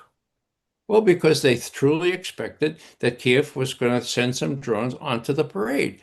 The parade was magnificent. They didn't want that to happen, and they didn't get a satisfactory answer from the Ukrainians. Zelensky himself was still so sort of threatening. So I found that, those were the facts, that if the Russians denied it or anybody else denied it credibly, then I would say, okay, well, maybe it didn't matter. But it seems to me that they did ask Trump, look, he won't listen to us. If this happens, we're going to do the Oreshniks. So you don't want that either, right? Can you please try to twist his arm? And that's what the Russians are saying worked. Right, but Okay. now what happens, Ray, when because the exact same scenario is going to be played out with the St. Petersburg International Economic Forum. Oh, I don't think so. I mean, Well, I You, know you don't you don't think that if Ukraine launched drone strikes against the St. Petersburg International Economic Forum, that Kiev will still exist? You think Kiev will that's still exist that's after they strike that's St. not what Petersburg? that's not what I said. I think that Zelensky is not going to threaten to do that, and if he does, uh, He, they're he going to just be did. He just did. what He didn't he directly threatened. threaten that. He He said we threatened are the looking. Petersburg. He says there will be strikes against Russia in response to 1,500 drones striking thing, and that all options are on the table right now. Yeah, okay. Well, uh, I think I think you're safe. I think that the way it works out here is the same way it worked out for the May Day celebrations on the 9th, that that Zelensky and the Ukrainians will be restrained from doing that. Now, I'd still buy a little more extra life insurance, Scott, before you go. They don't have those machines at the airports anymore, but but do that because I've been wrong I'm going to before enjoy the many light times. show. I'm going to sit What's back it? and enjoy the light show. Bring it on. I mean, What's like I that? said, if you want I war, didn't hear bring your it first on. word. I'm going to enjoy the light show. The I light mean, show. if they want to commit suicide, commit suicide. I'll be more than happy to watch them do that. Ray, they're striking Russia in ways that they've never struck Russia before. Real pain is being done. This is the truth, and it cannot continue. Vladimir Putin, the calculus has dramatically changed because he cannot. That literally, you said we just need more time. There is no more time. These attacks have to stop. If the attacks don't stop against the Russian depth, Ukraine must die and Europe must die with it. This is why Medvedev wrote what he wrote. Now it's up to the United States to do the right thing.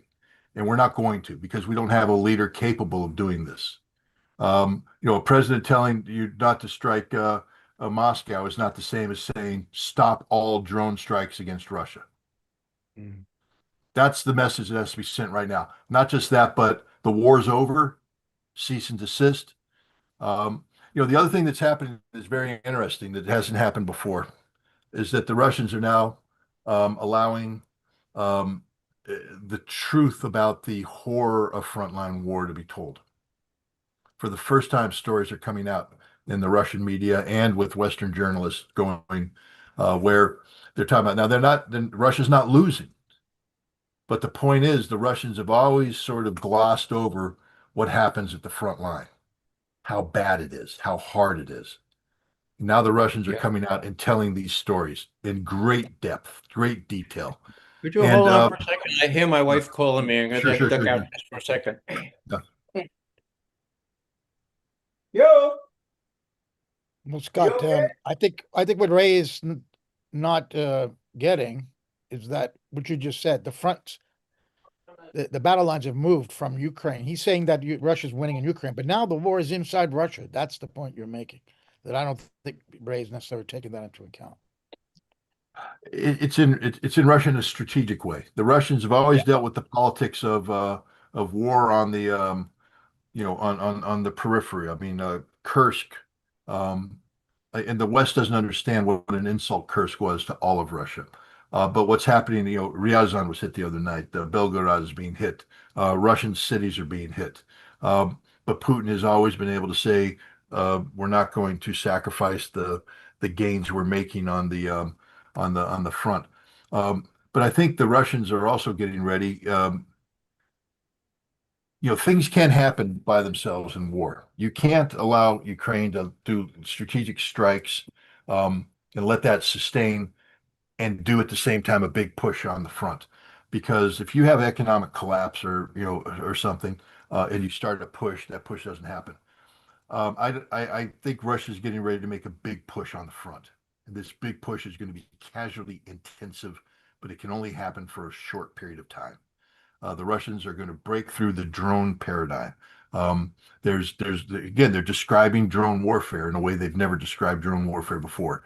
And the reason why they're doing that is I think they're preparing the public for the fact that now to break through this drone screen that Ukraine has imposed on the battlefield, you're going to have to make a push that's going to cost a lot. But we have the reserves now. We push through, and now we move forward. But in order to move forward, you have to break Ukraine. And you don't break Ukraine by doing nothing. You break Ukraine by breaking Ukraine. You destroy the leadership. You destroy everything about it. This is, I think, where we're headed right now. I just feel it in my bones that, we've been talking about the big push, the big push, the big push. I think this is the summer of the big push. I think that the Russians are done. And again, they can't allow this war to continue the way it is. 20% of their export capacity has been removed for a long, they're not going to get it up until the summer. I mean, no country can handle that and walk and say nothing's here. This is serious. This isn't, 1.2% or 4%. It's 20%. And it's not coming back for a long time. So how does Russia supposed to do? Let them take out another 20% and do nothing? I just think the decision's been made. I think that you don't warn everybody 5 times. The Russians aren't in the business of warning and not doing anything, especially if the predicate continues to repeat itself. It's not about the parade. It's about the embarrassment. It's about the damage. It's about the existential threat. The warnings were about the parade. Let's be clear on that. The other warnings that come from the likes of Karaganov or Medvedev are always, last paragraph is how much they want to keep good relations with the United States. And they want that because they want the US still in Europe so that they can have more than just a military victory, that the victory can induce a new architecture where they won't have to go through this again. So the equities, as I see it from Putin's perspective, is to uh, keep the U.S. separate from the Europeans, but keep the U.S. in to the extent that they can influence people like Zelensky, for God's sake, and eventually the British and the French. I don't know. This is very speculative. I just had to, kind of say that I don't really view it as inevitable that this will happen, and I hope I'm right this time because I'm due for being right. I hope you're right too. I really do hope you're right because peace is better than war. But we'll see. But Ray, you're saying that Russia's winning in Ukraine and Putin has been cautious to avoid a conflict directly with NATO, and that's all true. Except what Scott is introducing is a whole new element in this war, which is that the 20% destruction you're saying, Scott, of the oil exporting capacity of Russia, that the war has moved into Russia. There's a completely different situation. They might be winning still in Ukraine, true, but that's not what's provoking what Scott is saying is going to happen. Yeah, all I'm saying is that there are other ways to prevent this. And a quick win in Ukraine and the downfall of Zelensky, I would work on those first before I took those extreme measures. So I agree, it's more than a pinprick now. But I think that, yeah, just depending on what I know about Putin and how cautious he is, and if he is as much in control as we all believe, then I think he can prevail and get Trump to use his influence. And I was surprised that it was so overt that he enlisted Trump's influence over Zelensky. I think that can help with respect to the British and the French and the Germans as well. If there's going to be any meaning to NATO or any vestiges of Article 5 type threat or response. So Well, Scott, you hopefully, agree with that? That the big push will come first before there will be an attack on Europe from Russia. The big push in Ukraine. You agree with Ray on that? Not necessarily. Hmm. I think things get sequenced. Um, I don't know how much more the Russians can take. The big push happens when you have the resources on the ground ready. There are things that have to happen tactically. You have to get your position, your forces deployed in certain areas. You have to have reserves brought up. That's a separate, completely separate, you know, war being fought. But if the Ukrainians strike St. Petersburg tomorrow, it Hmm. doesn't matter what's happening on the front line. Right. Kiev is being erased. Europe is being erased. Um, nobody's talking about these corridors, the Poland Baltic corridor, where these drones are flying in to strike St. Petersburg. I mean, it's just flagrant, flagrant. The Kazakh corridor, flagrant. Again, these are things that weren't happening before. They're now happening. The whole war's changed. And these are two separate wars. And I just think Zelensky right now, the only card he has is to play this other card, and he thinks he's getting away with it. He thinks that he can continue to do this, that his long range sanctions are, the thing. Um, and I don't think Medvedev wrote that out of the blue. And I don't think the warnings came. They were the warnings, yes, they were linked to Moscow, but the warnings are bigger than that. The Russians are smarter than that. The Russians aren't stupid. They don't issue warnings just to have it discarded. They issued the warning because they put a marker down on the table saying that Mayday type events are important to us. If you attack us in ways that replicate the damage that would be done by hitting Mayday, we're going to kill everybody. We're done playing the game of escalation management. They have drawn a red line. They called it Mayday, but that red line means everything. And we'll find out. I just think that Europe has played a really. We have desperate leaders right now. We have Macron, who's unpopular. Merz on the way out. Starmer literally on the way out. And these guys believe that they can make themselves relevant through conflict. They want to bring to life today the conflict they're predicting in 2030 and 2029. And sometimes you have to be careful. You wish what you get what you wish for. Gentlemen, maybe we could end it there. It's been a chilling discussion at the end. Thanks, Scott, for your time, and Ray. And I thank the audience for watching. Kathy, if that less is a last word either one of you wants to add, we could say goodbye now. Friends can disagree, and I respect Ray McGovern so much. The man has a track. I don't care about the track record of war. That he has an analytical track work and an analytical framework that's unmatched. And I'm gonna Ray knows me. I'm an emotional kind of guy, and so you pull my string, and I'm going to do this. But what I could promise is that when we're done here, I'm going to go back and reconsider every word Ray said, and go back and research everything, and double down on the research and all that, because I respect him. I respect everything he says, and the audience should respect everything Ray says as well. There, I don't have a crystal ball. I can't predict the future, and we do have to solve this thing. I'm going to be speaking at a panel in St. Petersburg International Forum on diplomacy and the role of diplomacy in the world. People are going to be listening. Okay.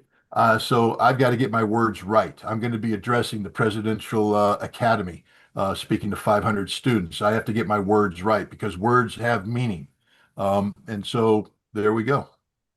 Mm-hmm. Well, my last word would be to thank Scott for saying those nice things, and it goes both ways. And I will go back and learn more about what's been happening with this long range strikes. And the last thing I'll say is Счастливого пути, which means bon voyage when you do take off for Leningrad, what I used to call it St. Petersburg now. And hopefully that will go well. I would just add one thing that, wow, it's exactly 10 years ago.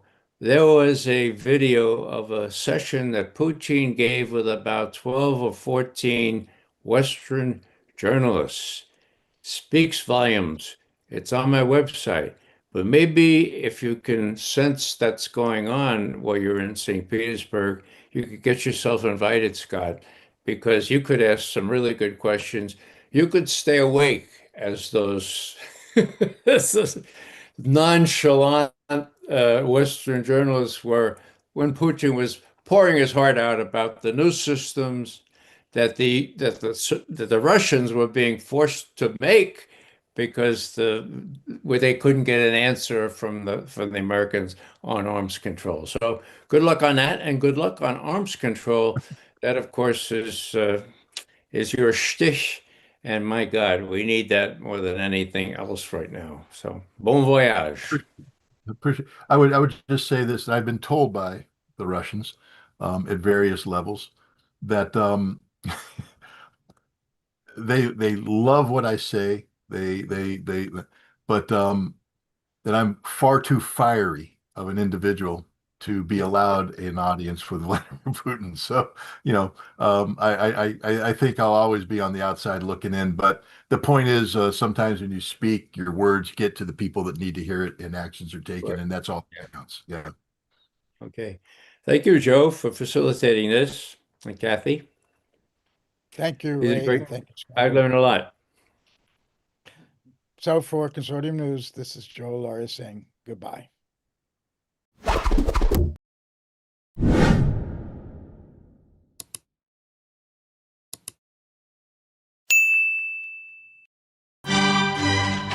out your notebook. There's more. If you are a consumer of independent news, then the first place you should be going to is Consortium News, and please do try to support them when you can.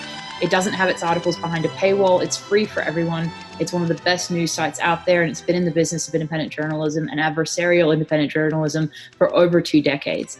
I hope that with the public's continuing support of Consortium News, it will continue for a very long time to come. Thank you so much.